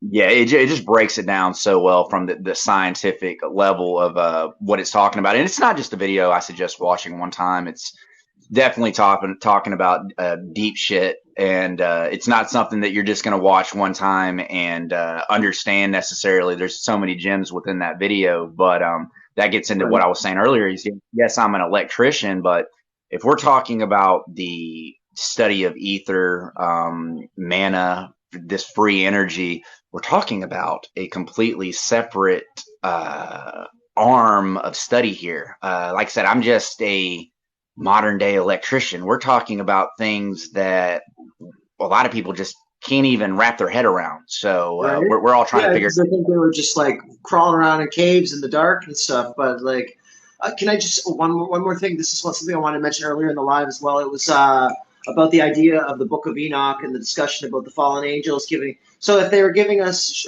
showing us metallurgy, clothing styles, makeup, all this different stuff, who's to say that they weren't the ones that either helped with or showed how or was involved somehow in the construction, and maybe they're the idea of these beings are not exactly as we perceive them to be, and something it just ties into the whole religion Bible kind of narrative thing. So I find that interesting as well. But that's all I'm going to say on that. Absolutely, absolutely. And there's so many. I mean, God, we could literally sit on here forever just talking about these things. We have to break it up into chunks because Yeah, we could literally jump off on different arms of these conversations all day. We could literally sit here all day talking about one page or one section of the. right. That was one of my first videos talking about the different angel tier system, and I just find that absolutely a fascinating topic, talking about how we perceive angels, for instance, and how, like I said in the video, there's these beautiful, lovely things and stuff, and it goes back into how in the Bible it says, fear not, and in that video I'm talking about the tier system. You could see why they would say fear not, because they don't look anything like what is a quote unquote angel. And in the Book of Enoch, talked about in how the original fallen angels, if you would, the third of the angels, how they all fell from heaven, and what they brought to the earth with them, Right. like Azazel, for instance, makeup and teaching men how to make swords and weapons. And I just find it an absolutely fascinating topic, because just like Martin Liggy talked about on or his other name is Flat Earth British on his YouTube channel. He talks about he talks about the Fasce or the Caduceus, for instance, and there's these old paintings showing these angels holding them, and we're told that this is just a symbol to describe this and this. And I'm like, wait a second, there's something going on way more there with that than what is being prescribed to us. Obviously, there's so much evidence to suggest it within these paintings. Like I've said, the antediluvian era or pre-flood era, if you would, is that before Noah's Ark, if you would. And looking at these old world paintings and stuff, you see what is reminiscent of them being in some type of aqua viscous, liquidy kind of medium. And I've even theorized with a buddy of mine. I said, what if, we're told that the flood was water and the gates opened up, but what if the flood was a flood of air, if you would, and everything actually used to be more underwater? And that's why you're seeing that suggested in these paintings, is it was a different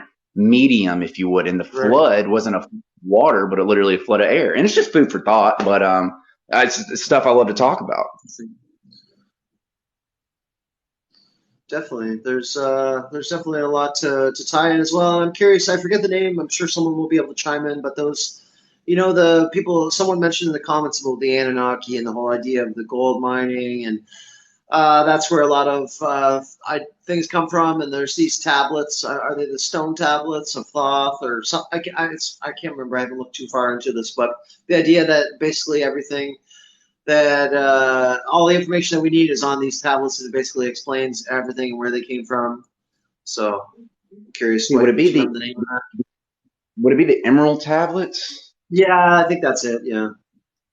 I think it's the Emerald tablets, and I've heard about those, and I've also been doing a lot of research, and I've heard about it for years, but it really, talking about the truther community, about these different types of topics and subjects, it's made me reevaluate as well the Akashic records. And so you think it's like an AI kind of program, like it's like a computer type of thing? Is that how you perceive it, or is it something else?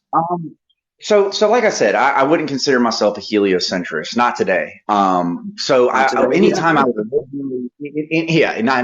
not today. But in the past, whenever I would think about the Akashic records, I would always think out in space, and it being, potential place or that could be accessed like a library of knowledge that literally had the knowledge of every sentient organic being inside of it. But coming back to a non-heliocentric perspective and thinking about what's known as meditation and astral projection, etc., I don't know, it just makes more sense to me what the Akashic Records is specifically, because you can go to that source, if you would. That's another name for the Akashic Records, because you're talking about God, I guess you could put a name on it like that. Like I said earlier, source energy. I mean, they kind of talk about that in the Matrix with the source, and that goes back into you talking about the motherboard or being in a computer, if you would. And Right. yes, I don't. You can call it the Akashic Records. You can give this place different names, but I think all of us have the ability to tap into that quote unquote Akashic record. I think there's different ways to do it. I've seen a lot of evidence to suggest that. I think it's a fascinating topic. Oh, definitely. I agree.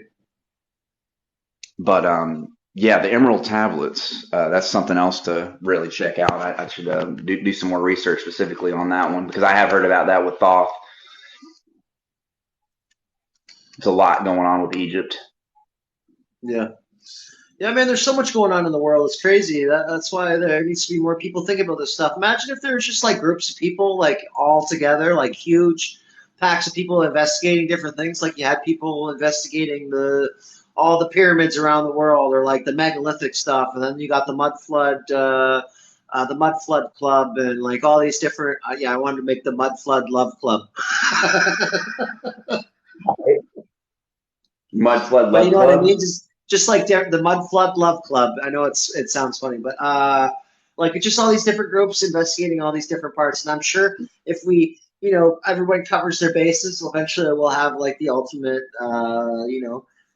picture of what was really going on, how long we've actually been here for. Like, because I mean, until aliens, like not aliens, but still the so-called Anunnaki show up and say, "Hey, this is what it is, and this is what it will be." So we are the Anunnaki, and they'll just like bust around and tell us what's up, and we'll have to like worship them and whatever, and then maybe life will change. But until like shit like that happens, or like Buddy said in the comments, until he flies up high enough to see what's going on, I'm not going to worry too much about it. You know what I mean? Yeah, and the thing is all you can do is speak your own truth, specifically of what you understand, and just go from there. Because you can sit there, people are going to resonate with you that need to resonate with you, but sitting there trying, that's kind of how I was when I first started to look into it. I was like, man, I got to talk to people, see how but not everyone's going to resonate or vibrate. The level you're at, because you may have seen something they haven't or whatever. So you shouldn't really be focusing on that. That's why, like I said, that when I created the TikTok, it was in a way to cover a lot of bases. And some people didn't really get that, I guess, at first, because they were like, well, you're not doing enough research or on the, and like I said earlier, I'm not a walking Akashic record, if you would. Right. I can only tell you, so much in something that seems compelling or interesting to me to the extent that I know it. And of course, there's going to be different subjects I know more of than others. But my goal is to tailor to a wide audience, so that a lot of people can formulate their own opinion and perspective. Because I don't want to force what I, know or think I know, onto anyone else. I want to push free thought. There's so little frequency. Their own conclusions, right? Yes, there's so many. There's so much of a push to just not have free thought anymore. And I just want people to think for themselves and not have such a groupthink hive mind walking around, because that's such an easy thing to get into. Is just the hive mind. I promote independent, objective thought. That's what I would consider myself to try to do to the best of my ability. Yeah, it's funny that you mentioned about hive mind too, because like I used to always think about the fact that everybody's connected. So, if we're all connected, are we really a hive mind, and there's nothing we can do about it, or like it's just an interesting thought that you brought to mind by saying that. Curious what you think. Most definitely. Actually, I follow a guy on Instagram, and I may not necessarily agree with everything he promotes, but I do agree with a lot of what he talks about. especially from a metaphysical level and talking about old world stuff and just lies in general. But something he likes to talk about a lot of with in consideration of the hive mind is that I don't know if you've ever heard of Lilith before. She came before Eve. It's said that she came before Eve and that she wanted sexual dominance or whatever over Adam. And because God created man to, not be dominant in the sense of like rape or anything like that, but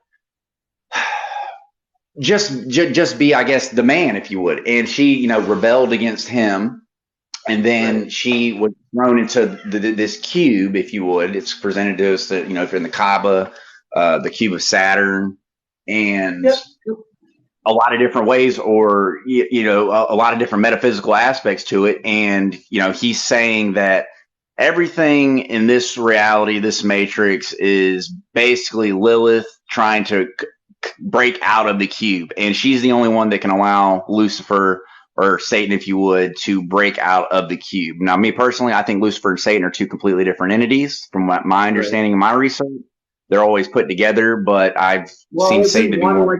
Isn't one like a title or like a placeholder, and one is something else, like the entity?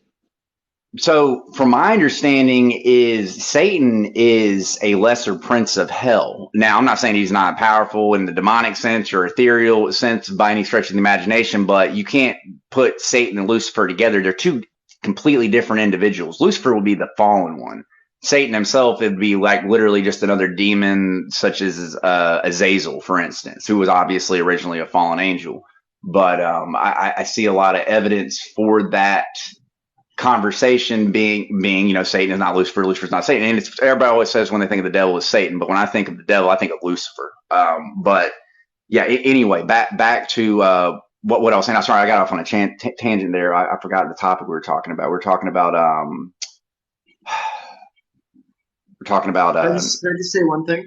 I just want to mention that, at the end of the day, we can go on about all these different things that we're unsure about, but the major thing is the fact that we know we've been lied to about our history, and technology has been suppressed. Like, that's the main points for all of my shit. It's like, okay, we've been lied to about so much, especially about like our history, and also like so much stuff should be available to us that's been suppressed and hidden in one way, shape, or form. And that's like the major things. And it's funny how so many fucking things can branch off those two main points, right? Absolutely. And I think we can both agree on that, because from my personal research, from what I see is going on, is the mainstream narrative is that we're in the most technologically advanced age, which I completely disagree with. I don't think we are in that old, quote unquote, old world. You call it Tartaria, Antiquitech. There's so many different names we give to it. That old world knowledge is primitive. But I'm a firm believer, or I don't even like to say believer. From what I see with my own eyes, and from what I research, what I've touched with my hands, is that is far advanced past anything that we're using today. That's where I'm at, and I'm trying to figure out how it works. Right.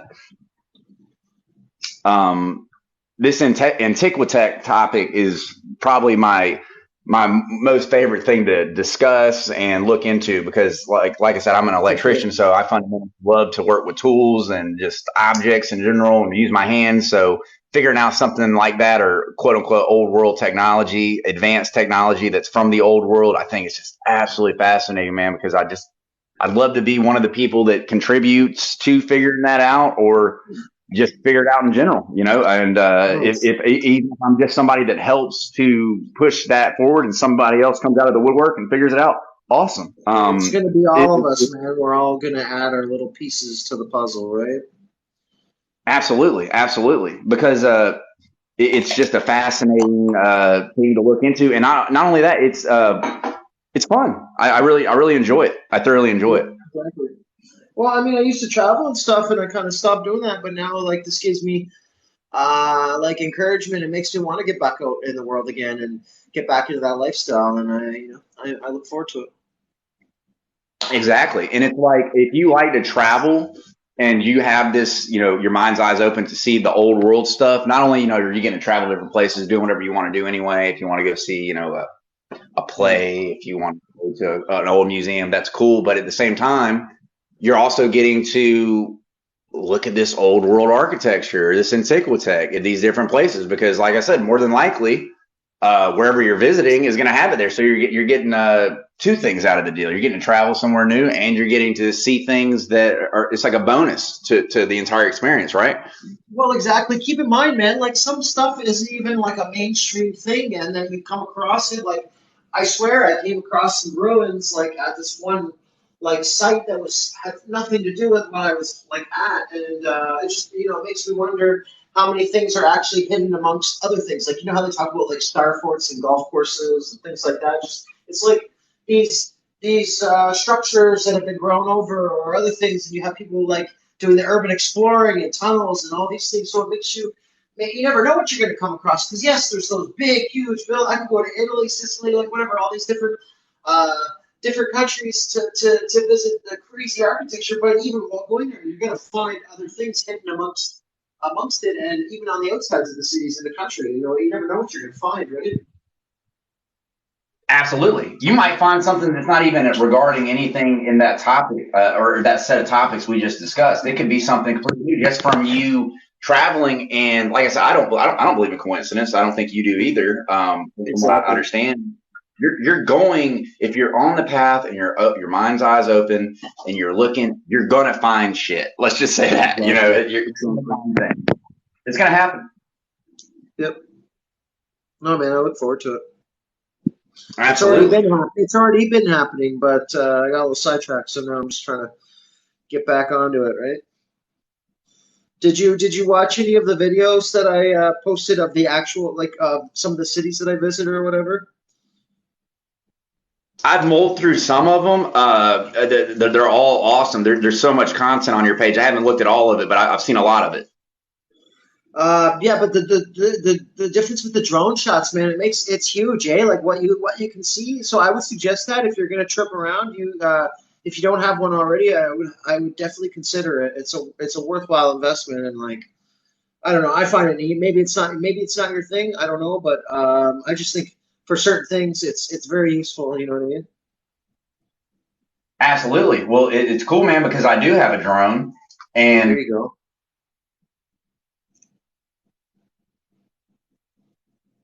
I don't know if you're talking now, but you cut out. Pensacola. I don't know if it's gonna be a no-fly area.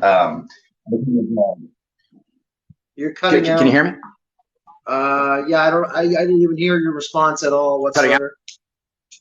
Yeah, man, we're having issues with you. You're cutting. No, out. I was saying I do have a drone.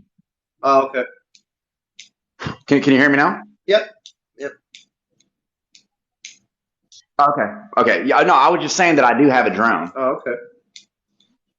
What style do you have? And I have a DJI Spark. Okay. It's a little bit older model, but it does the job. And I need to do downtown Pensacola because, I do like looking at the aerial top-down perspective, especially on the topic of the motherboard, stuff we've been talking about, because you can get a better perspective of the grid line system, which obviously there's evidence all over the place, and I don't think it's coincidental of that the grid look. Absolutely. Yeah. And we can agree on that, and because it's just so obvious. I think people are being naive when they're just like, "Oh, well, it's just the old fort for fighting away soldiers or whatever." I'm like, dude, do you not see like the amount of symmetry and detail that's in this? This is far more than just a quote unquote. They always put the token cannons too, like, oh, they just like. It's like this thing. Oh, just stick it here. Oh, and say like, especially like monuments and other things. It's like to make it seem like it's this thing that it's not. Oh, this has to do with the War of 1812. What are you talking about? This looks nothing like this would have anything to do with any of that. You know what I mean? So it's just funny, and it becomes silly. Like it's really silly, and that's another thing I'm trying to show how silly these narratives and things are. So I don't know. It's quite laughable at times.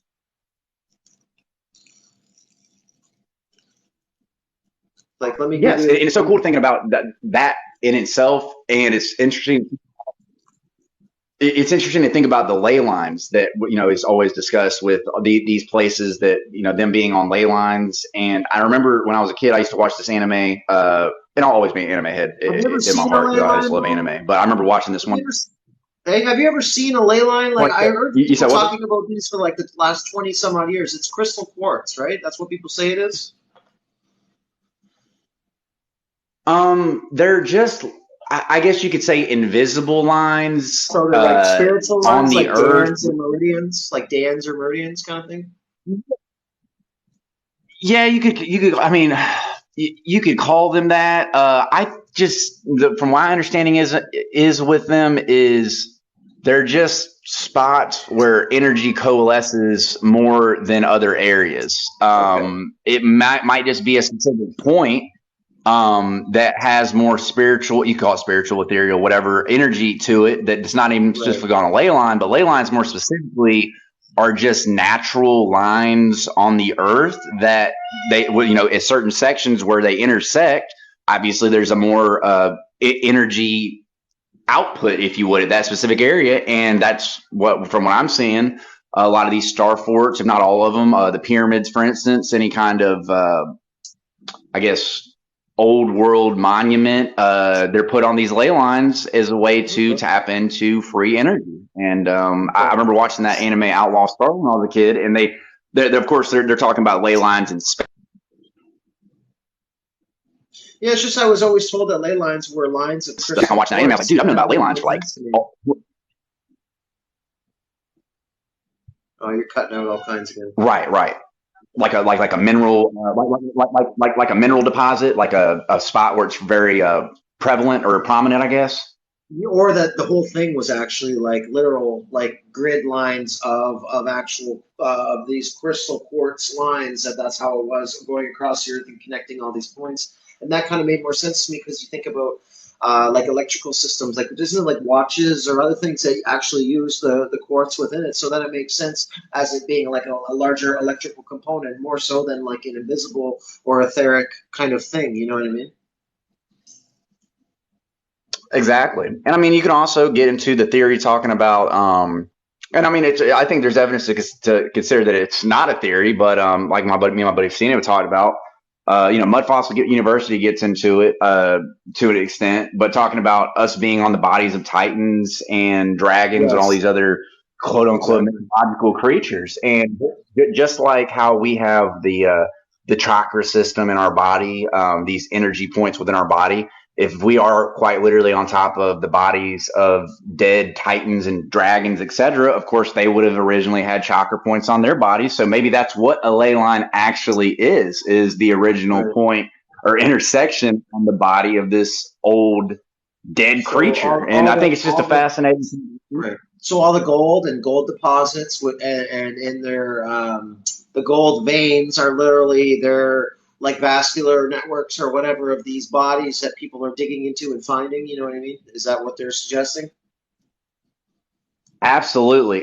This gets into it. I've made a couple of videos on this, kind of picking up some pieces from Roger's content on Mud Fossil University, but exactly Right. talking about where, of course, if something that big died, its fluids, all the other things in its body would, degenerate or go through what we would know as entropy, and they would change. And I discussed how he discussed, transition metals, and it's very Right. easy. You don't have to be a master chemist or anything to understand that metals, when they're introduced to different mediums, such as iron with oxygen and different levels of oxygen being there. I'm not going to get too specifically detailed just for simplicity's sake, but the Yes. metals change. These transition metals change, and of course, these points where that giant or dragon died, the blood pooled in one area, and then it changed over time, and then you have a deposit of, let's say, gold or lead or iron, because of course, inside of our bodies, we also have metals. Inside of our body, just like other living organisms. And So they're I think it's a conductive and fascinating. magnetic, right? Paul, The you said what, iron is previously? magnetic, and then the other metals are conductive, right? Yes, from what I understand, yes. Okay. It's kind of neat to think about that, especially I from know. an electrical standpoint, right? Yeah, and I know that gold is a fantastic conductor of electricity. There's certain metals that we use in our modern, quote unquote, modern wiring today that we use, like of course copper, aluminum, That's right. etc. But there's a lot of other great conductors, and it's just funny how we're presented with just copper and aluminum as the mainstream metals that we use for electricity, but there that goes back into us talking about them hiding, the pure metals from us. We're not given access to 100% pure metals, and of course, I really Yeah. can't wait for you to watch the video on it. That's talking about with the Yeah. ether Please and send that to these. me. I would appreciate that for sure. Absolutely. It's just these ether resonators will not work unless you're using 100% the purest metal possible and coupled with the symmetry of that. So it's a combination of symmetry and purity. Right.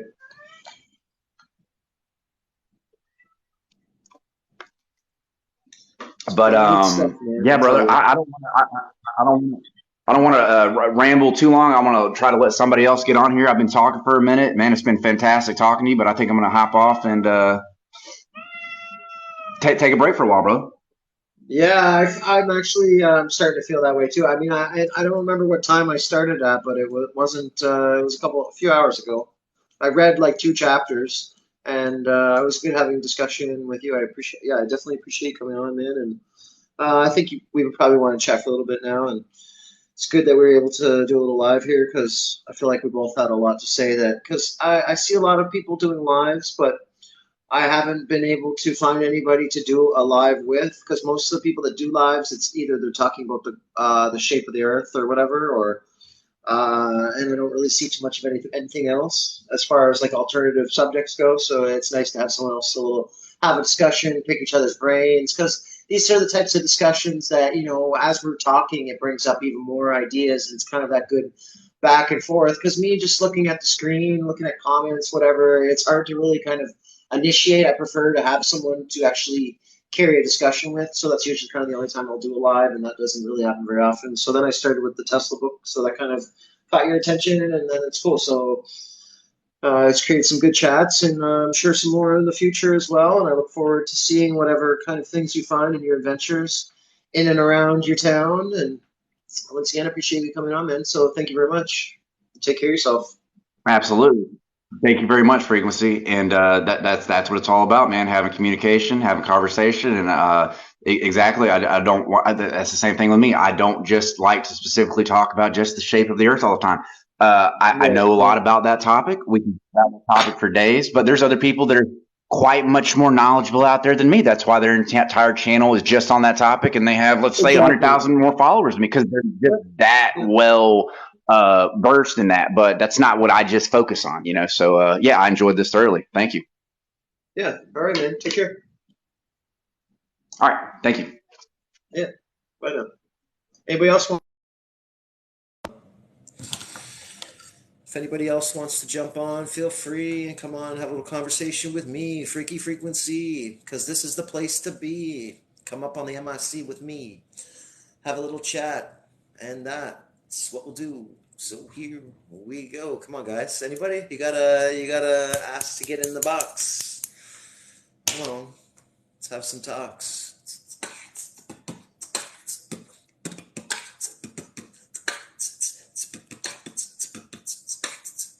Come on, someone join the chat, please.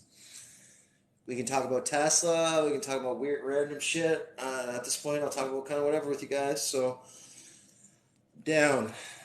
Don't be shy. You don't have to show your face. It's okay. In this place. You know what I mean? Jelly bean. Now I'm rhyming in time. It's sublime. Sorry. Come on. I'm just kind of distracting myself now. So, if you're gonna chat, if not, I'm just gonna jump off, guys. And I appreciate you coming on. If you're here from the beginning, and even if you weren't, I appreciate you coming on, listening.